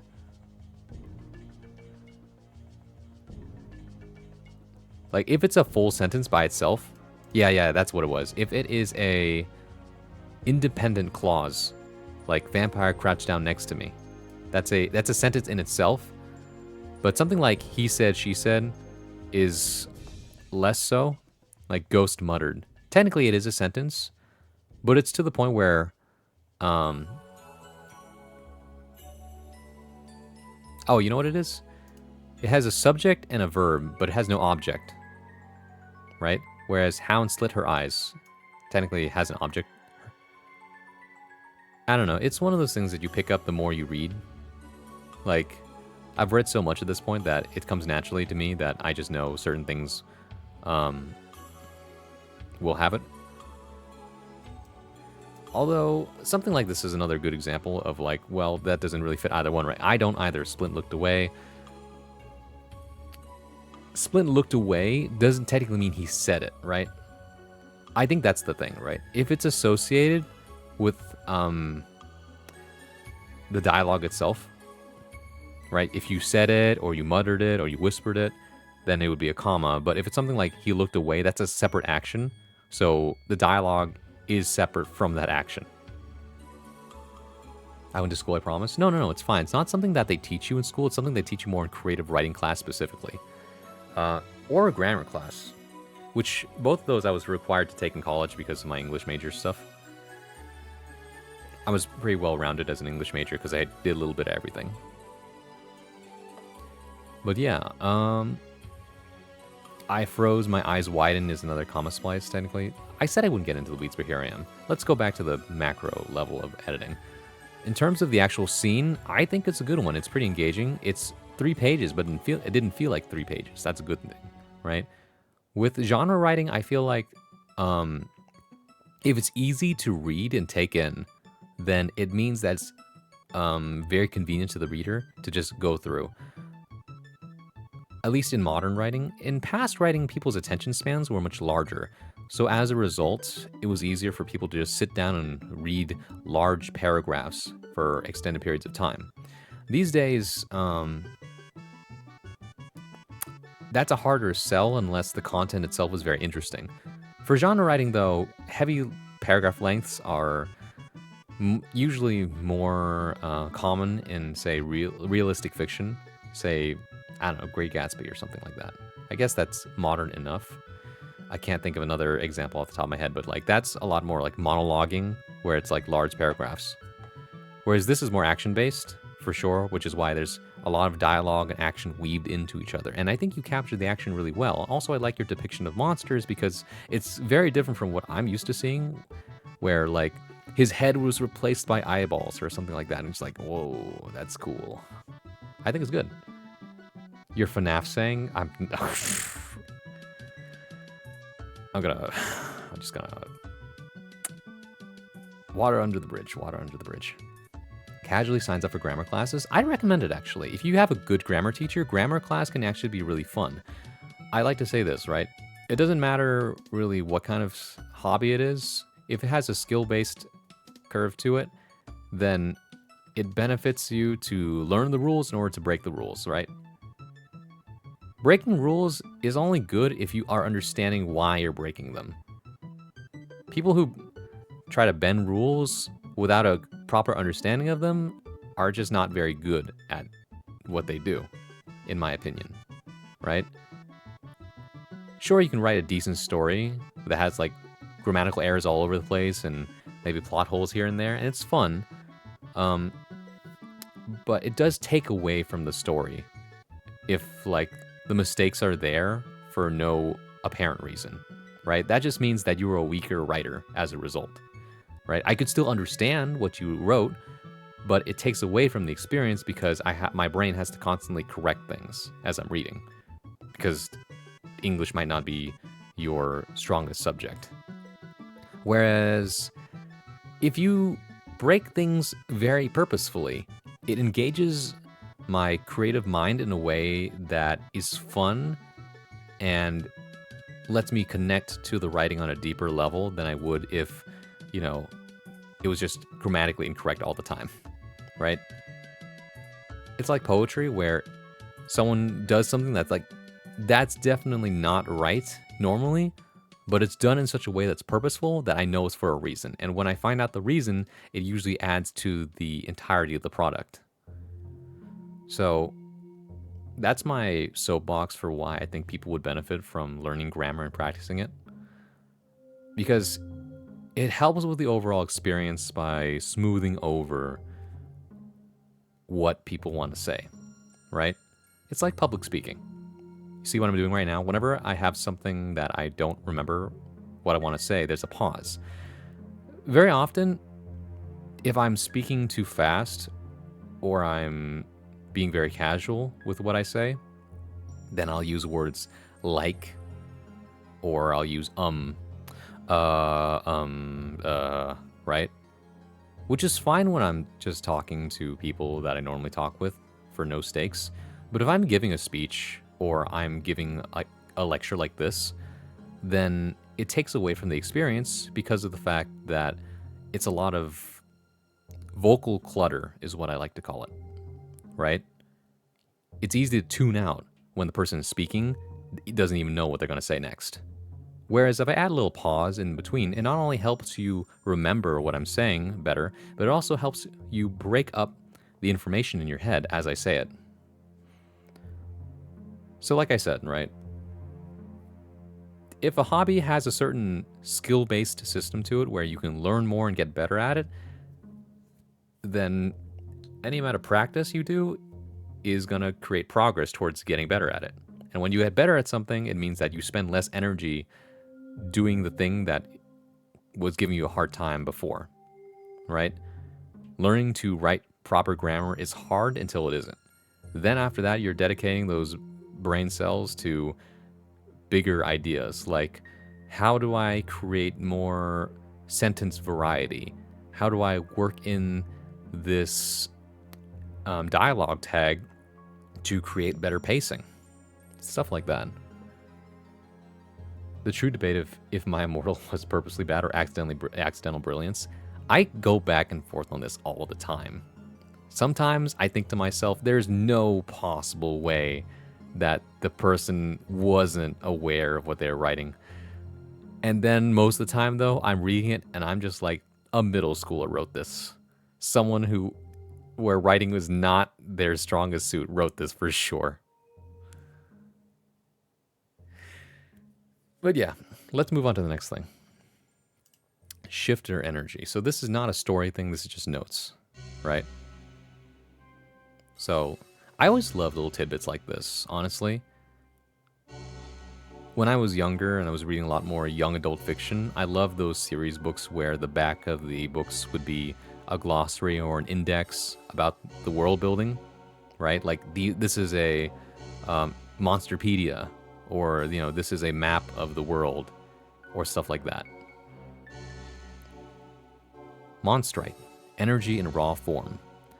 A red-orange crystal-like core, or crystal-like ore that is not from Earth, yet it appears to have been here for centuries. When exposed to organic materials and beings, it can combine them into one. This ore is highly adaptive and can cause massive explosions when exposed to the cold.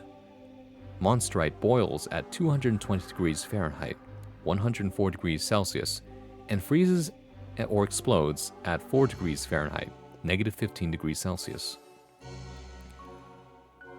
Vaporagon, energy in gas form. A purplish gas that has no odor. It is created when small pieces of monstrite are mixed with 55 degrees Fahrenheit, 12 degrees Celsius water. People who ingest it generally have a slower time becoming a shifter. It is very taxing on the body and literally chokes you till you almost die. When that happens, your shifter genes will activate and shifters who shift this way have little humanity left. Telusium, energy in solid form. A white-yellow crystalline powder that smells like cinnamon and decay. It is made when monstrite is heated up at 100 degrees Fahrenheit, 37 degrees Celsius, and ground down to a powder. It works a little bit faster than Momstrom, and is a lot easier on the body. It is typically used similarly to drugs. It may cause serious damage to the mind and body. People who use it are generally crazy/mad and lose their humanity the fastest. However, if measured correctly, it can be used as recreational drugs. Trisogen, energy in liquid form.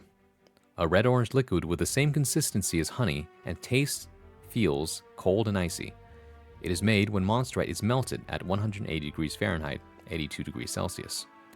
It is typically injected into the body with syringes or drunk in small amounts. It is easily diluted with drinks and food.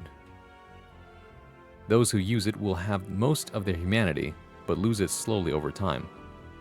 It is the most common form of monstrite found in Tengoku City. It makes the body weak for a period of time. At first, the person won't notice anything is wrong until they become very sick. Their body will shut down as the monstrice takes over. When the person wakes up, they will know that something's wrong because they feel different, wrong, like they are an imposter wearing their own skin. All of them, except monstrite, can activate shifter genes. The shifters have some extra genes that are dormant within their cells, and in Vaporegon, Tellusium, and Trisogen just make them connect with human genes and activate. I gotta fix stuff? All good. I'd say if you're gonna use this as an official, like, if you're just using this as notes for yourself, I think it's fine. Like, you know, it helps you reference it, which I think more writers should do. Like, if you're gonna write something that is world building, I feel like it's very beneficial to write out the world building itself, because it can serve as a very useful reference that you can edit over time or use whenever you need to do something. Like, you're writing a scene about a certain city and you need to know more about that city. Like, what do the buildings look like? How are the streets built? How populated is it? Is it located next to the ocean or more in the forest or mountains? Things like that. All of that will influence what happens to the story and the characters. Alright, world building is important. It shouldn't be the most important thing, but it definitely helps a lot. Oh, hey Marco, can you watch a vid? Depends on what it is. Is it short? Is it something completely unrelated to what we're doing, but is still very funny? I don't know.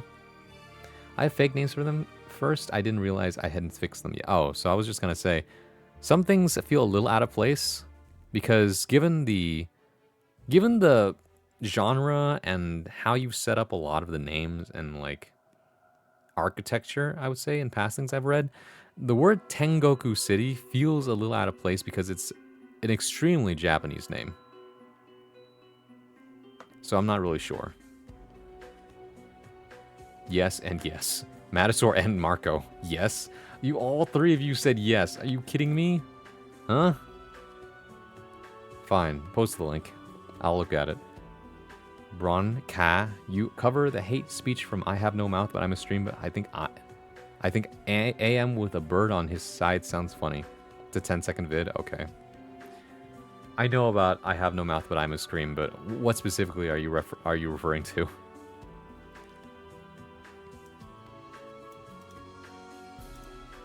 The main setting. The speech? Okay.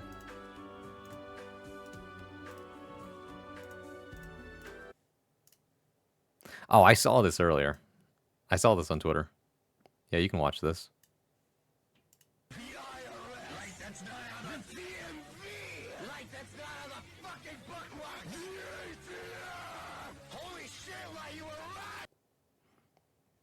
That's the whole video.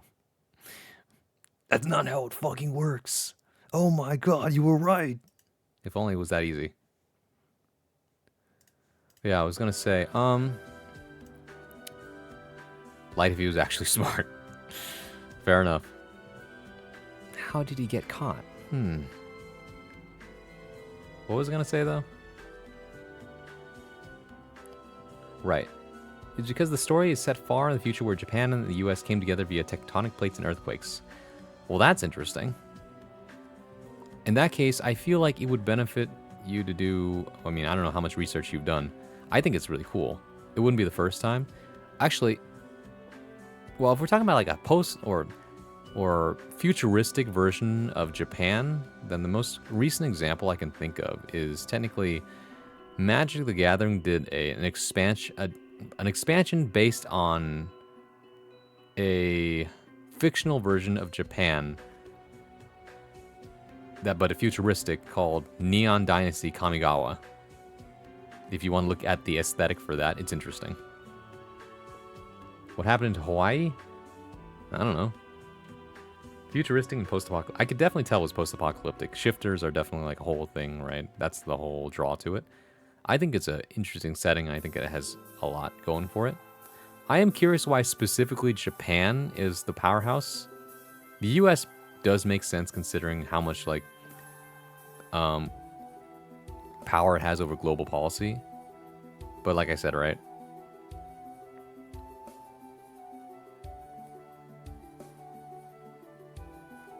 reduced to atoms. Yeah, there are questions. There are definitely questions. So, things to consider. And also just how, like, whenever you include something, like, how much of the real world equivalent do you want to pay homage to or research, right? Like, how much of Japan's culture is held over, etc., right? How do you use, what's it called? How do you use, I'm forgetting the word, guys. What something is based on, right? Kaijus were the original inspirations. I see. Huh. Source material, that's what the word I was thinking. How do you, make sure you're being respectful to the source material? I think that's fine. I think being inspired by it is good. I do think, though, that it definitely pays to do enough research to understand the nuances of it. Kaijus are a really, popular thing that has... Oh, hold on a second. Wait for it. There it is. Lucy Cat VT, thank you for raiding with a party of 19. Welcome in, Raiders. Hello. My name is Francois, modern day bard at your service, your one-stop shop for poetry, performance, and pleasantries. When I'm not playing fighting games, you can usually find me reading, writing, and sometimes I might even sing you a song. But hey, welcome in. I see you're playing Just Chatting. I hope you had a good time talking up a storm, I assume. Well, welcome in. Today's Sunday, so that means that I'm doing my reading and writing streams. And earlier I was trying to cater my reading and writing streams to something fighting game related, but instead I ended up reading one of my viewers' works and giving a little bit of feedback on it. So yeah, the reading and writing portion is so that on a Sunday night, people will get some rest before they have to get up for work in the morning. So hopefully this is fine. But yeah, if you have to go, you gotta go. Please do get some rest, otherwise feel free to stick around. Now you all know where to find me. We did some repo, then watched some videos. Nice. Hope you had a fun time. Repo is a really funny game. I don't own it, but I've seen a lot of clips. I am not immune to... I love...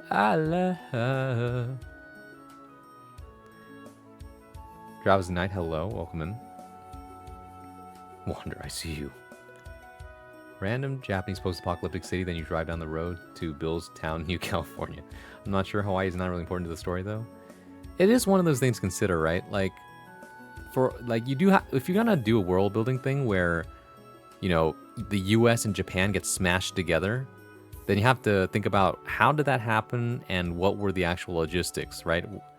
Why are Japan and the US the only ones surviving? Well, you can just say that, tectonic plates and all that, right? It shifted in such a way Pangea happened. Well, Pangea would be the opposite. That breaks apart. In this case, it forced two things together. It does question what happened to the rest of the ocean. It was atomized, you said, right? It would be interesting to talk to a science... If you have a science friend, it is so good and fun to talk to them about this kind of thing, because they would be like, well, this is the actual science of it. And you'd be like, holy shit. And it's so good for your storytelling as a result. Honestly, people whose minds are built towards world building are so fun and cool. Their vice is that they spend all the time world building and they never actually do anything with it outside of that. They don't tell any stories. And I think it's hilarious. The city is a mega city. It's made of smaller cities and military bases. 5 times the size of LA. Whoa. 3 miles out of Billstown, New California. God. I'm going to lurk because I got some stuff to do, but have a good stream. Thank you, Lucy. Have a good one, alright? That's something I need to work on. My current reason is book logic, but that's not great. Yeah, I think if you're going to do an undertaking like this, I think that, obviously focus on the story first. I would say get the main points out. Like, okay, main points of plot, here's where we start, here's where we end, here's the other things that happen, right? That can change over time. Think about how a character grows, what's their story arc gonna be, what are their, if you've watched Spider-Man Into the Spider-Verse, then you could say, what's their canon event, what do they have to go through in order to become the person that they have to be, right? That kind of thing. Everything else becomes details, but the details do matter, right? And so, yeah, I think having someone you can bounce ideas off of is really good. I'm a very not great person at world building because I'm so focused on smaller interactions. But there's definitely people out there. The science of MFC and the lore of this and being like, bro, Hawaii, bro, how can it be obliterated? It could be. It's fiction after all. Sank like Atlantis. Born at a very young age. Is this a reference or are you just saying Matasaur? Wait. This is one of those, yeah, no duh, right? You were born at a young age. Yeah, okay. Yeah, you were born when you were born. For real? Hawaii is floating there with normal people watching all this stuff on the story going down and being, yeah, no, I'm staying here. That's fine. Ooh. You know about these post-apocalyptic stories? It's always fun when you write like a spin-off, like a little prologue, prequel, one-shot of like the days before the apocalypse happened. That's kind of like what happened with I don't know if you guys are familiar with the City of Ember series. It was the City of Ember, the People of Sparks, and then there was a third book, The Prophet of something, starts with a Y. And the third book in that series was actually a flashback to before the whole post-apocalypse happens. And then the fourth book is the aftermath. But yeah. Sometimes you can just do that, and it's really interesting. But that's later down the line. I think there's so much stuff to work on. The thing that made this world an apocalypse is the monsterite. Yeah, exactly, right. Because it's stuff that well, I'm actually kind of confused what you mean when it says it can combine them into one. Organic materials and beings. It just means that it fuses organic material, right? Is that what you're saying? Or does it morph or mutate them? Because that's where the misunderstanding happens. The other thing I was going to comment on was that, well, actually, is this monstrum what you meant to say, or did you mean mon with an M-A-M-O-N?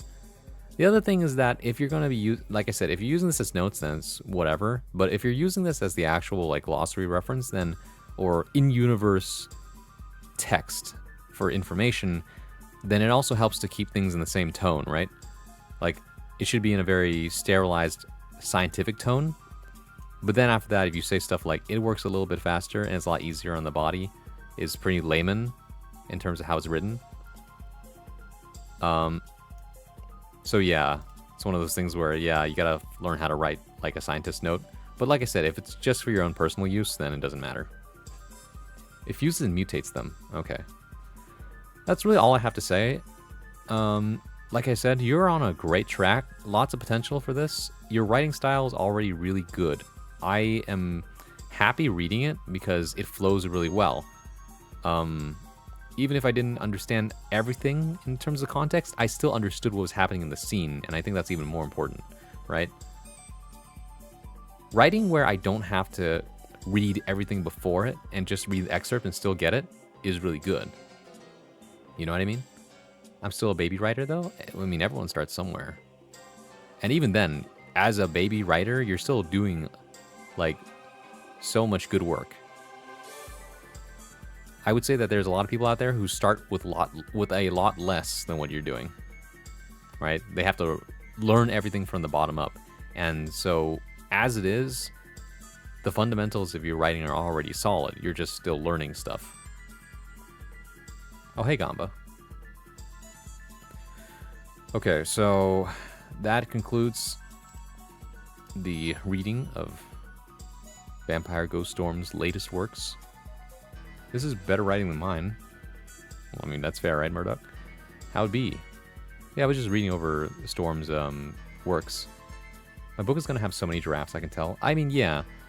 There are, I mean, let me give you this example, right? There was a, I don't remember who it was, but there are definitely probably multiple writers where they go back and forth with the editors. They rewrite the same book over the course of like 10 years until finally their editor says it's ready for publishing. And then the book is out for a little bit. And then depending on how well it sells or how good the marketing is, it can then, hit off. It's a hit with audiences. Sometimes TV shows will reach out and ask if you would like to do an adaptation as the author. And then, things take off from there. It just really depends. And some books will have like a lot of research that goes into it. And that's also time that is required to write the book, right? Writing books is no joke. This is why I say if you want to write a book, then you not only have to be okay with writing a lot, but you have to also be okay with doing the extra legwork to get the research done, contact people who need to be contacted, and make things happen, right? But honestly speaking, the basis for being a prolific writer is literally writing. Set aside 2 hours a day, or at least an hour, whatever time you can dedicate to just writing. You know? Even if you don't have all the ideas yet, I feel like isolating yourself in a space, not necessarily like physically isolate, but mentally isolating yourself in a creative space is so conducive to the process of just writing more. So many people will go throughout their days going, I should write something. I should do this, right? But the people who are actually writing these books are the ones that are sitting down and going, I am dedicating this time of my day to do this thing I want to do, right? Forgoing hobbies, forgoing leisure time, saying this is what I want to do, right?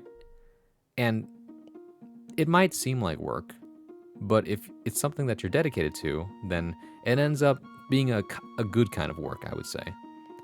You know, it's no different from someone who would be editing a YouTube video who's trying to, put together thumbnails or what so have you, right? If you have a creative craft, then the work you put in does not go to waste. While it might not manifest itself in the current project, right? It might go on to help you in other ways down the line. Nothing goes to waste as long as you are aware of the knowledge you have and you are able to apply it in some way, right? You could sit there in a room full of people who are all talking about a certain project and have nothing to add to the conversation because your skills just don't match up until one day, something comes up and then you're the most qualified person for the job to address that thing that came up. You know what I mean?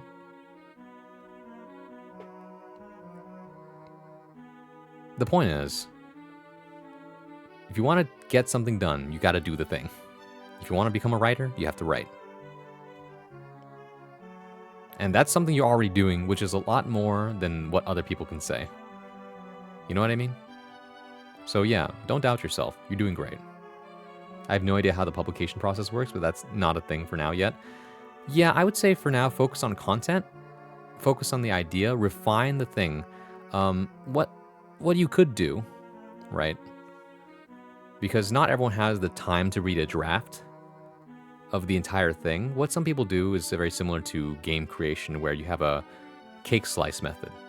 You take one part of the story or product or game that you make, and you refine that piece as though it's like the final product. And then you show people that one slice and say, well, the rest of it's not as good as this yet, but it's something you're working on. And if you decide that this is something that you would like to support, then we can work on making the rest of it, right? So that's the slice method. The other method is simply showing everyone the very framework of the big idea you have and hoping that the pitch is good enough that they want to support it even if they don't have all the pieces. So in this case, yeah, I would say work on the whole thing and probably have maybe just one piece that you might be very, very proud of, and then show it to someone you trust first. And if it passes by them, show it to someone who's very critical of you first. And then if it passes by them, then you could take it to the I don't know, the editor, publisher, or agent. Also, the topic of getting a literary agent, is that something you want? It depends on the person and the nature of like what it is you're doing. An agent is really, really good at finding connections. More often than not, if you look on the sleeve of a book that you're reading, as it turns out, the literary world is actually quite small. And as a result, you'll find some names just popping up over and over again. And sometimes that ends up being the person that you look for. You go find that person, like, hey, after you do all the research. I know that you're so-and-so and that you do these things and help people in the industry. I'm a new writer and I have this idea for a book, and you know, it's tough. Getting a pitch is a skill in itself, right? How do you get your foot in the door enough that people will give you the time of day, right? You have to be able to summarize your book in like a sentence that catches people's eye. I'm writing a story about this, right? Post-apocalypse, like, you can't say it takes place way in the future and this is that happens and there's this many characters. You got to go like post-apocalyptic world where people shift into monsters and there's conspiracy and romance and okay, maybe there's not romance, but I don't know. I'm just throwing out words. But like I said, stuff to think about, but not stuff to act on just yet. Sounds like money I don't have yet. You're right. Hiring an agent is also money. And so it's all work in progress stuff. Right? But like I said, nothing goes to waste. While you don't have money, you do have skills you can continue to refine and ideas that you can continue to manifest. Everything's a work in progress, and that's okay. So yeah.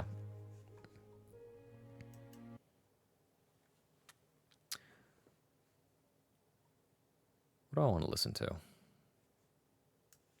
20 drafts later. I know, right?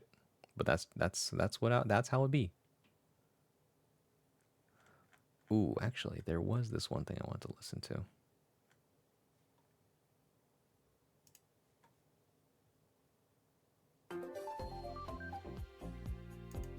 Okay, maybe that's not exactly what I want to listen to right now.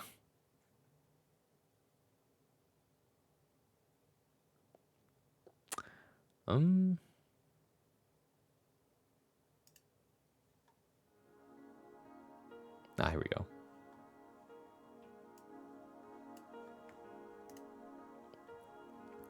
How about I read you some of the inner game of tennis before we end for the night?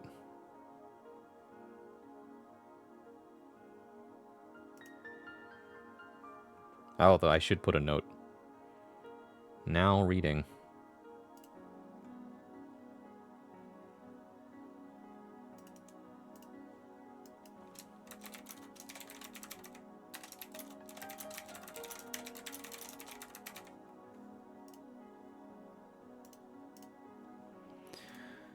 All right, everybody. Here we go. This book is about the mental game of competitive tennis, a sport where it's a 1v1, right? You and the other guy in a medium where you both understand the rules and are trying to outplay each other. Sound familiar? If it does, then you probably play fighting games or some other 1v1 based sport. The point being, this book goes into the nuances of how do you prepare yourself mentally, I'd say. I know about this book because famous Smash Brothers players used to quote this book a lot. So I figured, why not look at it myself too? My current story is the one that I have been the most excited for and the ones I've spent the most time on. That means that this story resonates the most with you and that this is the one that is sticking. Which is good. If something gives you energy, then that's something you want to be putting energy into. Let me drink some water.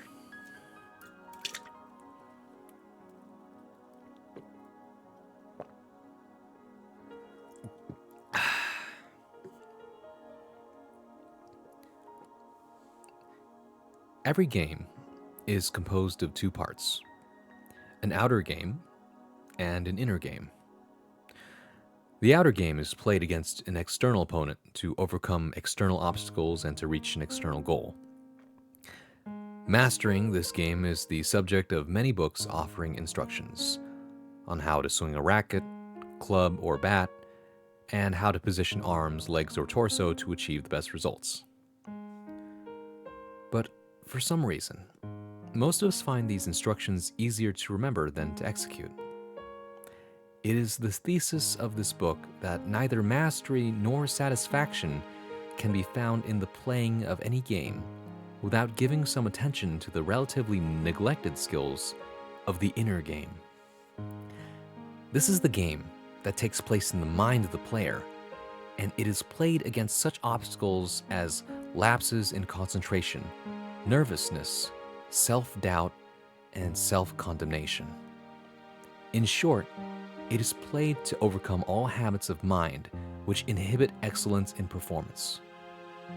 We often wonder why we play so well one day and so poorly the next, or why we clutch during the competition or blow easy shots. And why does it take so long to break a bad habit and learn a new one? Hi, Chess. Hope you're doing well.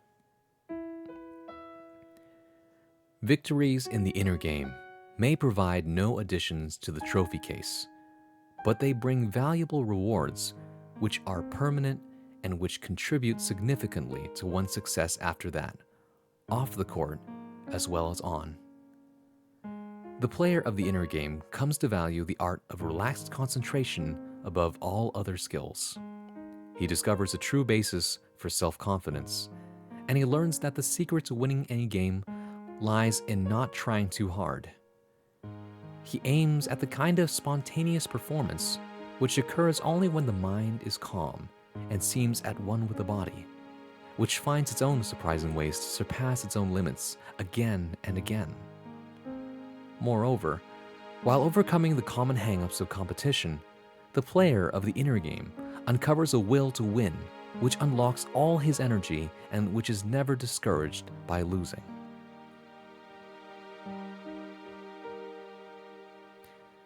There is a far more natural and effective process for learning and doing almost anything than most of us realize.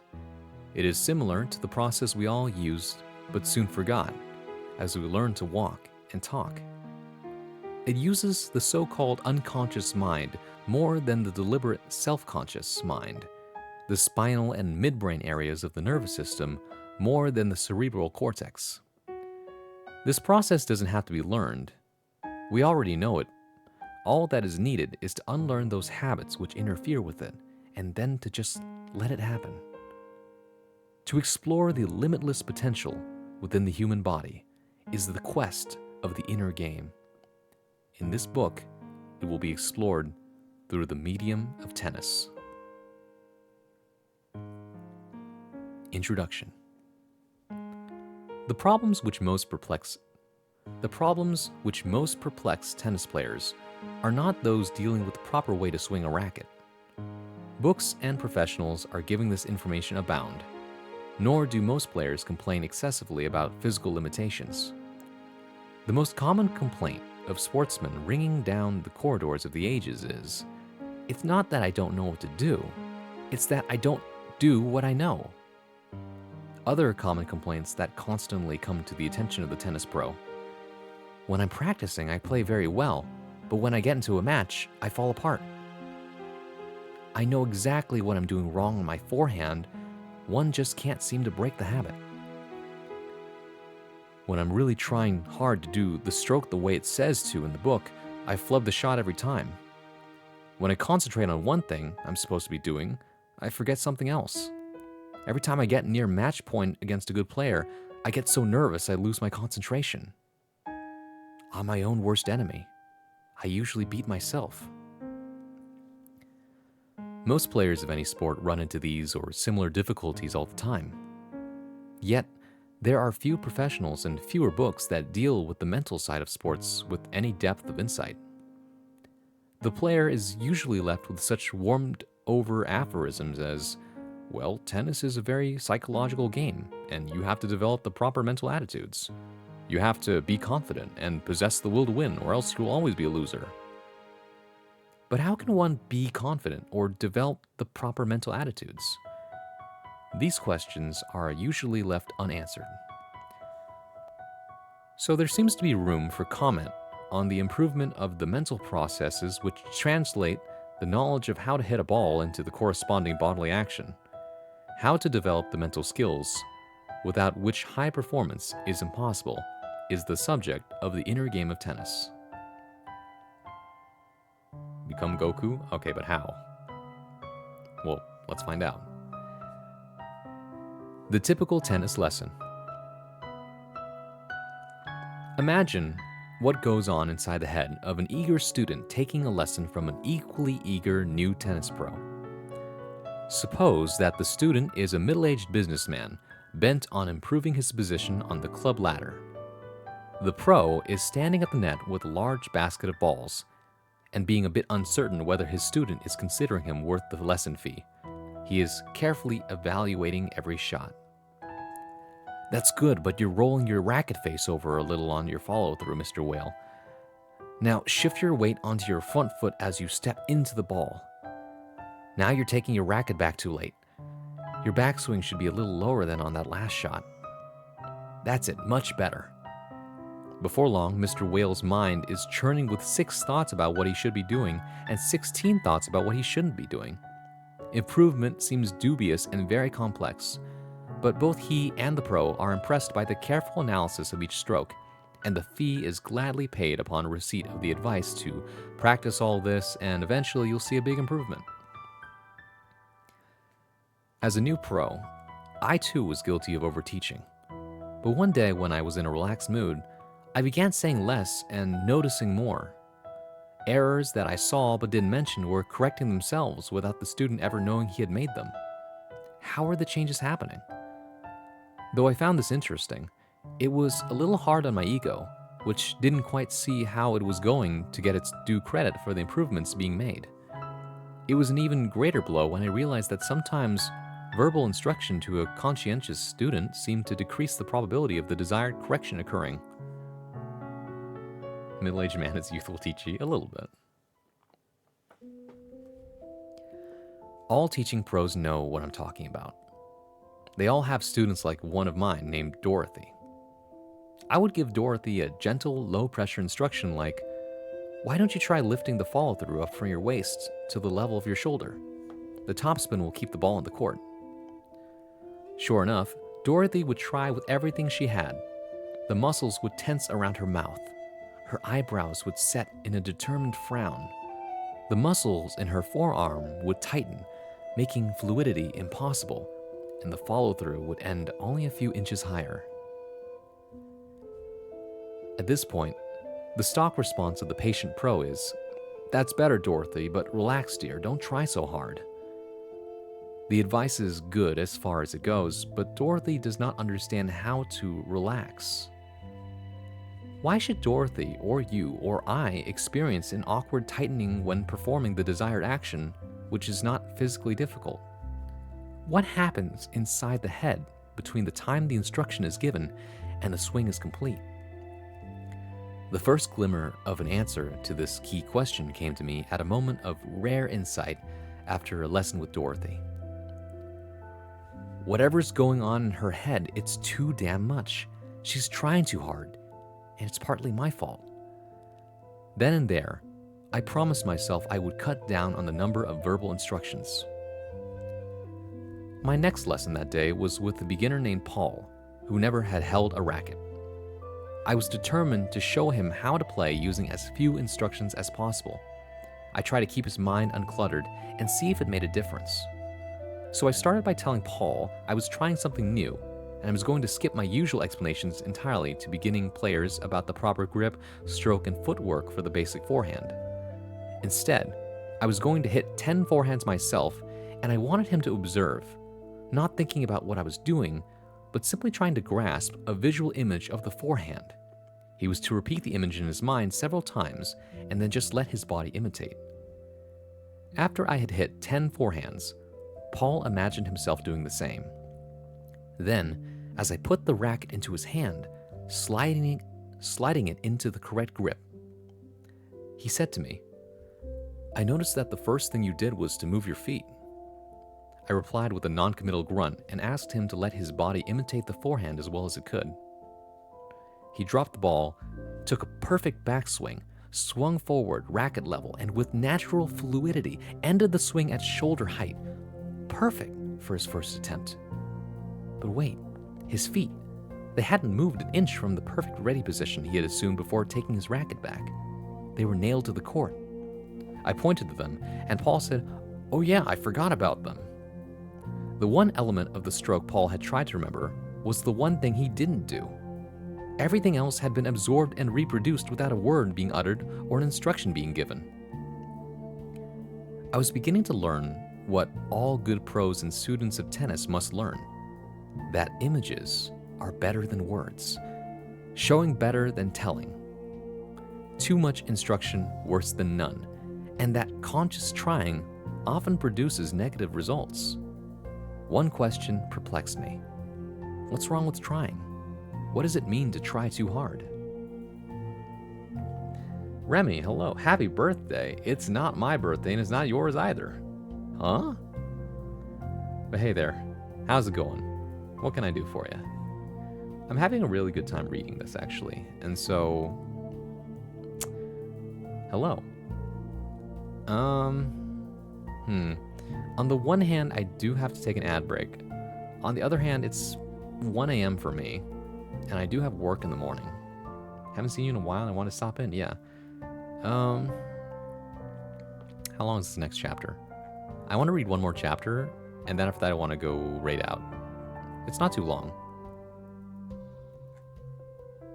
So, I think we take an ad break, come back, read one more chapter, and then raid out. That's my idea. That way, we finish up for the night, and then I can find someone to raid in the meantime. I'm really enjoying this book, and reading it is fun. I hope it sounds okay. You guys can let me know during the ad break if this reading is interesting to you or not. But yeah, hopefully that helps. I might save the part of the VOD that's just the reading, honestly. But yeah, let's go to an ad break. 3 minutes of ads. Go brush your teeth. Go do what you gotta do. And when we come back, we'll read another chapter and then we'll raid out, okay? See you in a bit.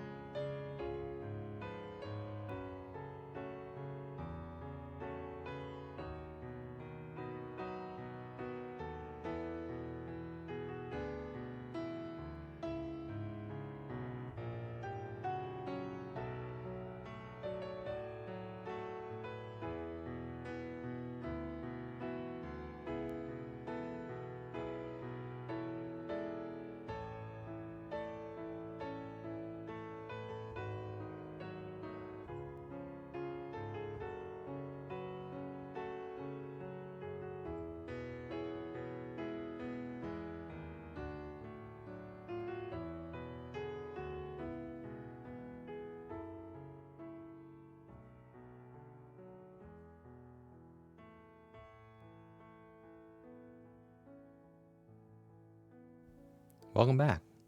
Hope you had a good ad break. So, for those of you who are just tuning in, we're reading The Inner Game of Tennis. It's a book about competitive mentality, how to perform better against the inner game, right? External factors such as your opponent or how you're doing, your form, and things like that are external. But stuff like questions of self-doubt, of overthinking, things like that, how do you overcome that? And that's what this book tackles, using the medium of tennis. And I think that's really useful for anybody who tries to compete in a sport or other like competitive hobby. Trennies? No, tennis. You've heard of Bronji Mito, now get ready for Bronji Vinsmoke. Bro, I forgot to mention though, I watched another episode of One Piece today, and I finally got to see Luffy, well, spoiler alert for Wano, I finally got to see Luffy beat down Kaido, so that was satisfying. At any rate, here's another chapter, shall we? Playing out of your mind. Reflect on the state of mind of a player who is said to be hot or on his game. Is he thinking about how he should hit each shot? Is he thinking at all? Listen to the phrases commonly used to describe a player at his best. He's out of his mind. He's playing over his head. He's unconscious. He doesn't know what he's doing. The common factor in each of these descriptions is what might be called mindlessness. There seems to be an intuitive sense that the mind is transcended, or at least in part rendered inoperative. Athletes in most sports use similar phrases, and the best of them know that their peak performance never comes when they're thinking about it. Clearly, to play unconsciously does not mean to play without consciousness. That would be quite difficult. In fact, someone playing out of his mind is more aware of the ball, the court, and, when necessary, his opponent. But he is not aware of giving himself a lot of instructions, thinking about how to hit the ball, how to correct past mistakes, or how to repeat what he just did. He is conscious, but not thinking, not over trying. A player in this state knows where he wants the ball to go, but he doesn't have to try hard to send it there. It just seems to happen, and often with more accuracy than he could have hoped for. The player seems to be immersed in a flow of action, which requires his energy, yet results in greater power and accuracy. The hot streak usually continues until he starts thinking about it and tries to maintain it. As soon as he attempts to exercise control, he loses it. For those of you who have watched Kuroko no Basuke, that's the basketball that Kuroko plays, which is a basketball anime. This is known as the zone, by the way. The zone is when you're just locked in. Right? I'm using modern term lingo here, and this is what we're getting at, right? When you're not thinking, you're just doing, and the body follows. To test this theory is a simple matter if you don't mind a little underhanded gamesmanship. The next time your opponent is having a hot streak, simply ask him as you switch courts, "Say, George, what are you doing so differently that's making your forehand so good today?" If he takes the bait, and 95% will, and begins to think about how he's swinging, telling you how he's really meeting the ball out in front, keeping his wrist firm and following through better, his streak will invariably end. He will lose his timing and fluidity as he tries to repeat what he has just told you he was doing so well. But can I learn to play out of his mind on purpose? How can you be consciously unconscious? It sounds like a contradiction in terms, yet this state can be achieved. Perhaps a better way to describe the player who is unconscious is by saying that his mind is so concentrated, so focused, that it is still. It becomes one with what the body is doing, and the unconscious or automatic functions are working without interference from thoughts. The concentrated mind has no room for thinking how well the body is doing, much less of the how-tos of the doing. When the player is in this state of concentration, he is really into the game. He is at one with the racket, ball, and stroke. he discovers his true potential. The ability to approach this state is the goal of the inner game. The development of inner skills is required, but it is interesting to note that if, while learning tennis, you begin to learn control of the mind, to concentrate the energy of awareness, you have learned something far more valuable than how to hit a powerful backhand. The backhand can be used to advantage only on a tennis court, but the skill of mastering the art of effortless concentration is invaluable in whatever you set your mind to. A major breakthrough in my attempts to understand the art of control of mind and body came when, while teaching, I again began to notice what was taking place before my eyes. Listen to the way players talk to themselves on the court. "Come on, Tom, meet the ball in front of you." We're interested in what is happening inside the player's mind. Who is telling who what? Most players are talking to themselves on the court all the time. "Get up for the ball. Keep it to his backhand. Keep your eyes on the ball. Bend your knees." The commands are endless. For some, it's like hearing a tape recording of the last lesson playing inside their head.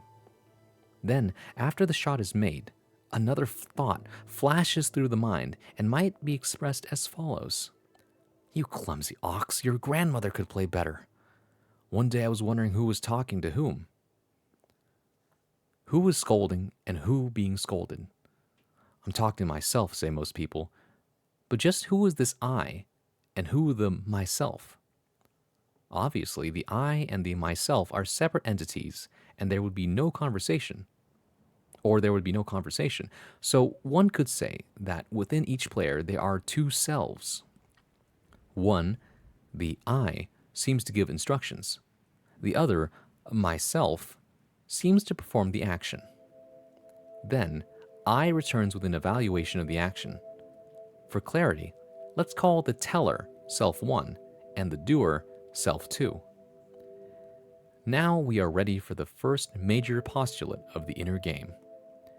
Within each player, the kind of relationship that exists between self 1 and self 2 is the prime factor in determining one's ability to translate his knowledge of technique into effective action.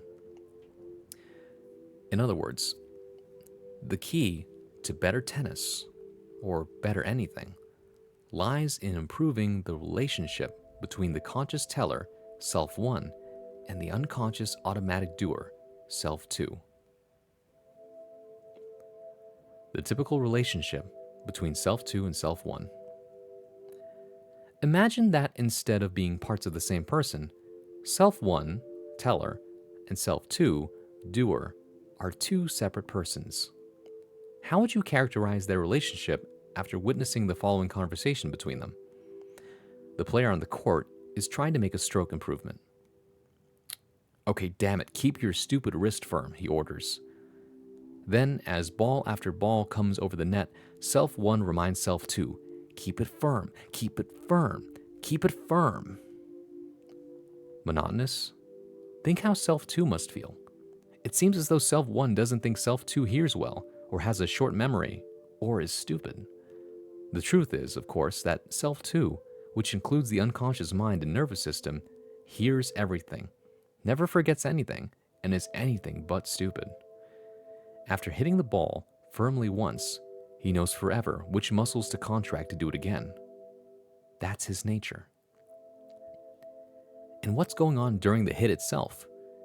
If you look closely at the face of the player, you will see that his cheek muscles are tightening and his lips are pursed in effort and attempted concentration. But face muscles aren't required to hit the backhand, nor do they help concentration. Who's initiating that effort? Self 1, of course. But why? He's supposed to be the teller, not the doer. But it seems he doesn't really trust 2 to do the job, or else he wouldn't have to do all the work himself. This is the nub of the problem. Self 1 does not trust self 2, even though the unconscious automatic self is extremely competent. Back to our player. His muscles tense in over-effort. Contact is made with the ball. There is a slight flick of the wrist, and the ball hits the back fence. You bum, you'll never learn how to hit a backhand, Self 1 complains. By thinking too much and trying too hard, Self 1 has produced tension and muscle conflict in the body. He is responsible for the error, but he heaps the blame on Self 2, and then, by condemning it further, undermines his own confidence in Self 2. As a result, the stroke grows worse and frustration builds. Trying hard, a questionable virtue. Haven't we been told since childhood that we're never going to amount to anything unless we try hard? So what does it mean when we observe someone who is trying too hard? Is it best to try medium hard? Or might the answer depend on the person doing the trying? Equipped with the concept of the two selves, see if you can answer this seeming paradox for yourself after reading the following illustration. Watch the Zen paradox of effortless effort dissolve. One day, while I was wondering about these matters, a very cheery and attractive housewife came to me for a lesson, complaining that she was about to give up the game of tennis. She was really very discouraged because, as she said, "I'm really not well coordinated at all. I want to get good enough that my husband will ask me to play mixed doubles with him without making it sound like a family obligation." When I asked her what the problem seemed to be, she said, "For one thing, I can't hit the ball on the strings. Most of the time I hit it on the wood." "Let's take a look," I said, reaching into my basket of balls. I hit her 10 waist-high forehands, near enough so that she didn't have to move for them. I was surprised that she hit 8 out of 10 balls either directly on the wood or partly on the strings, partly on the frame. Yet, her stroke was good enough. I was puzzled. She hadn't been exaggerating her problem. I wondered if it was her eyesight, but she assured me that her eyes were perfect.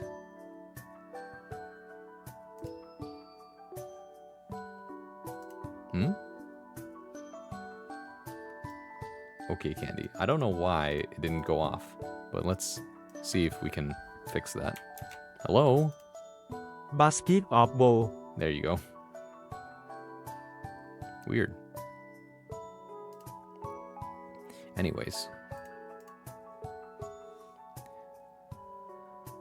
So I told Joan we'd try a few experiments. First, I asked her to try very hard to hit the ball on the center of the racket. I was guessing that this might produce even worse results, which would prove my point about trying too hard. But new theories don't always pan out.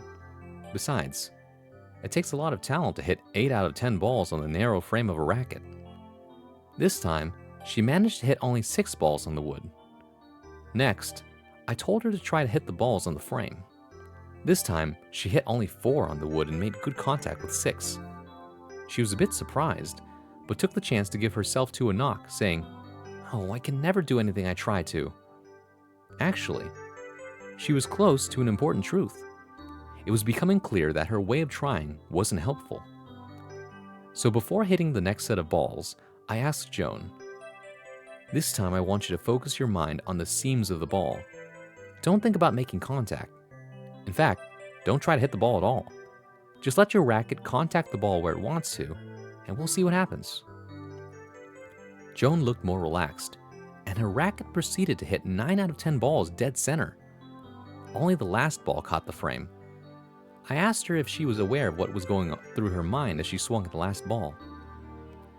"Sure," she replied with a lilt in her voice. "I was thinking I might make a tennis player after all." She was right. Joan was beginning to sense the difference between trying hard, the energy of Self 1, and effort, the energy used by Self 2, to do the work necessary.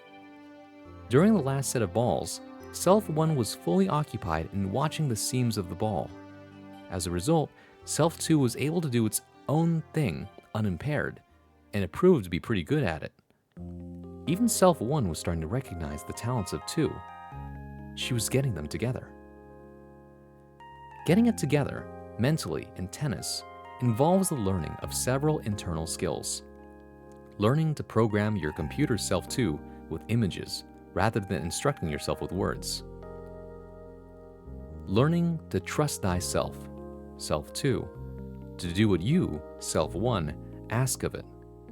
This means letting Self 2 hit the ball. Learning to see non-judgmentally. That is, to see what is happening rather than merely noticing how well or how badly it is happening.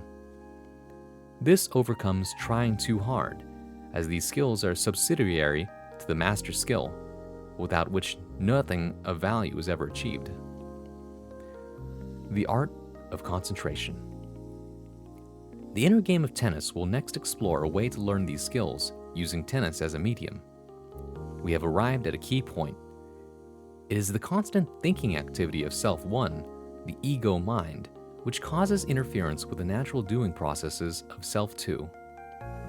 Harmony between the two selves exists when the mind itself is quiet.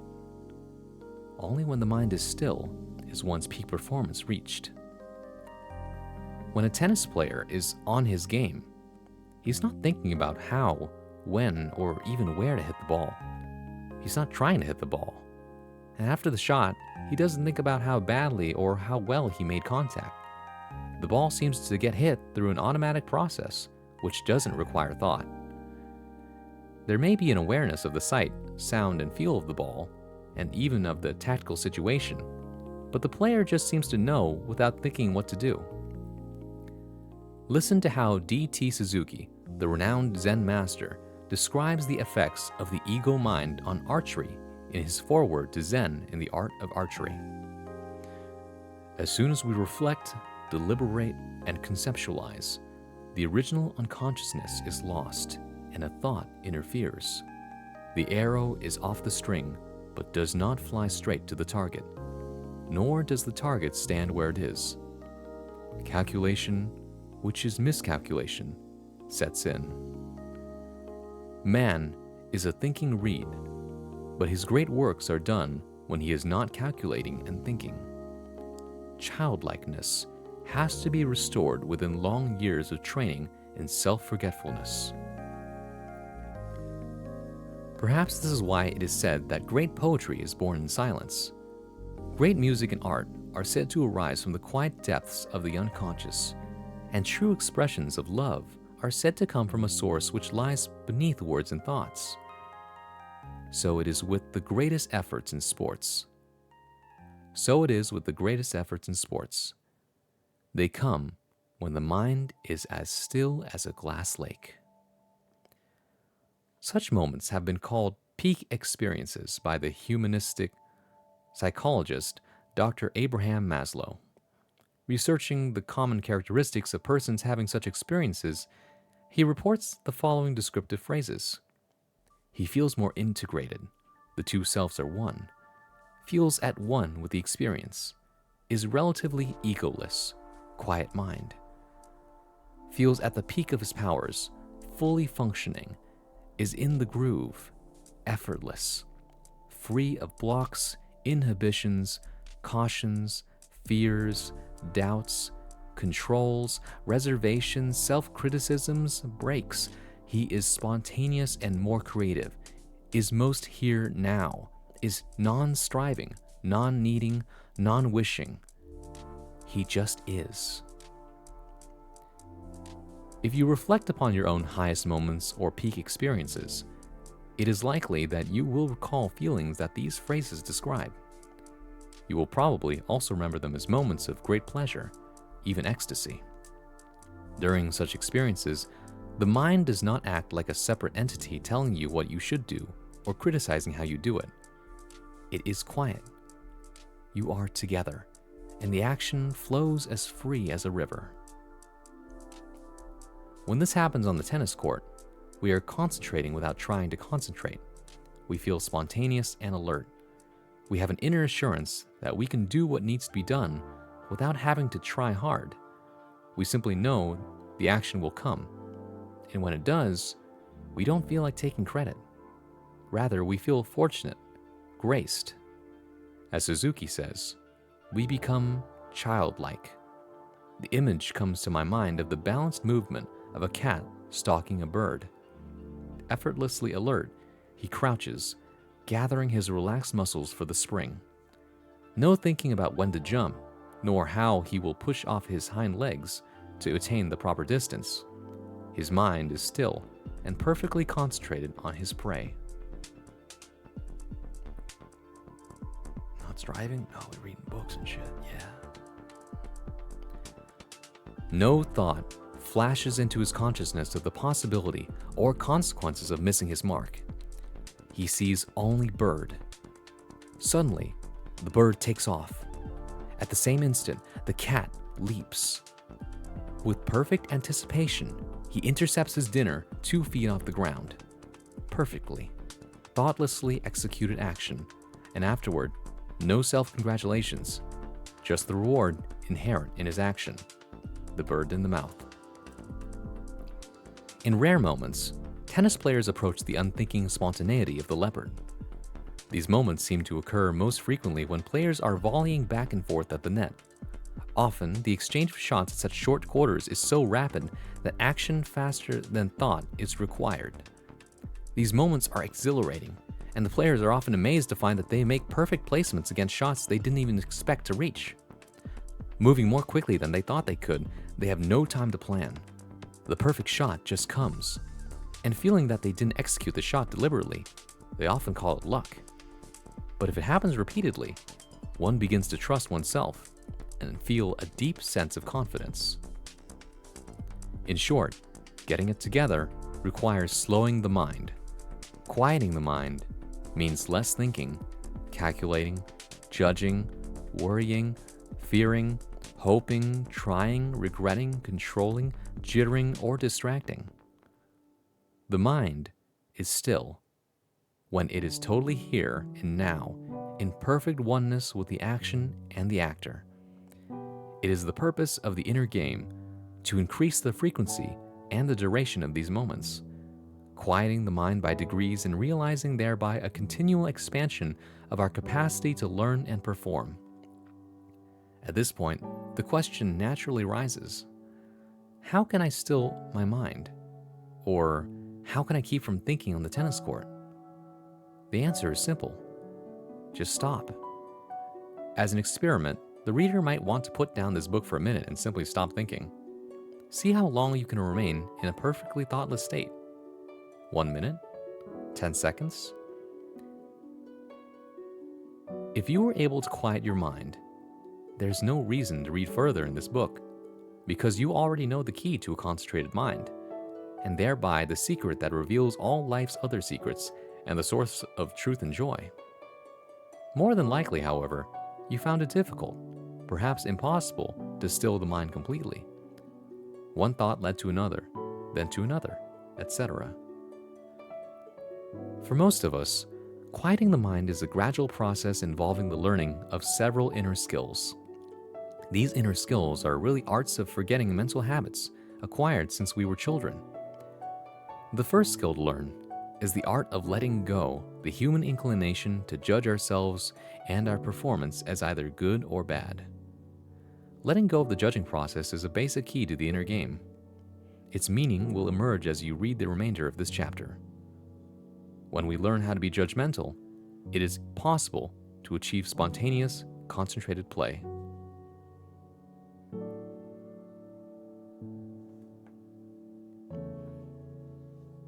Oh my god, I love holding birds in my mouth.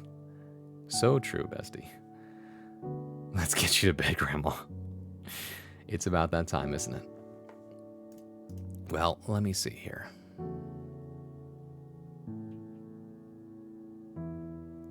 I think I know where I want to take us.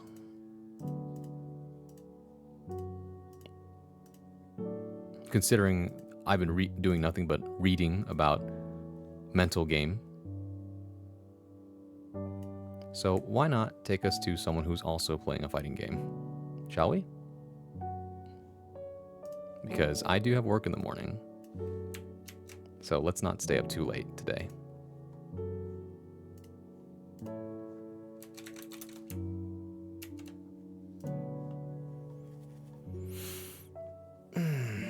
Don't forget to stretch.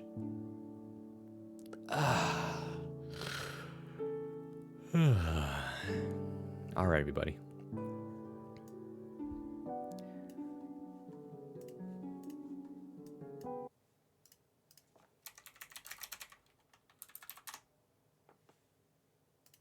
I sure hope this person isn't raiding out too, though. That would be awkward.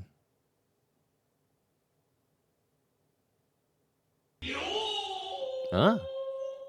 Ow. Gold pan, congratulations. Okay. Okay, alright. You've made your point, guys. Let's get out of here. Follow me. Over here.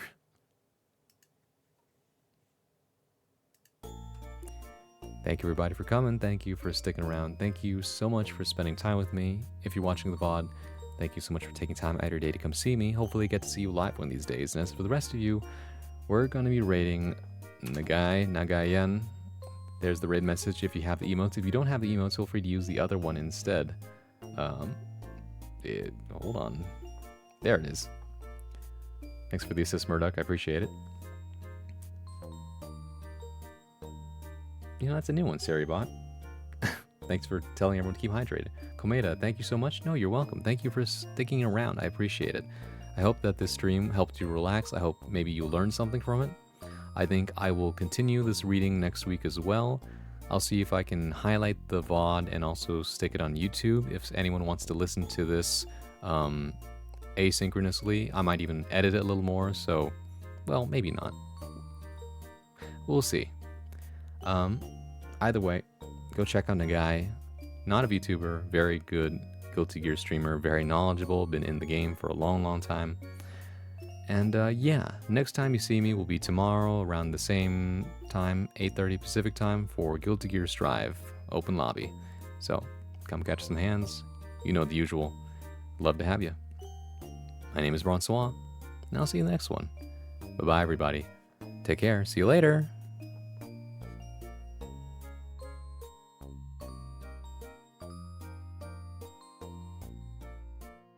Oh yeah, also apparently it's Nagai's birthday. Wish him a happy birthday. Bye!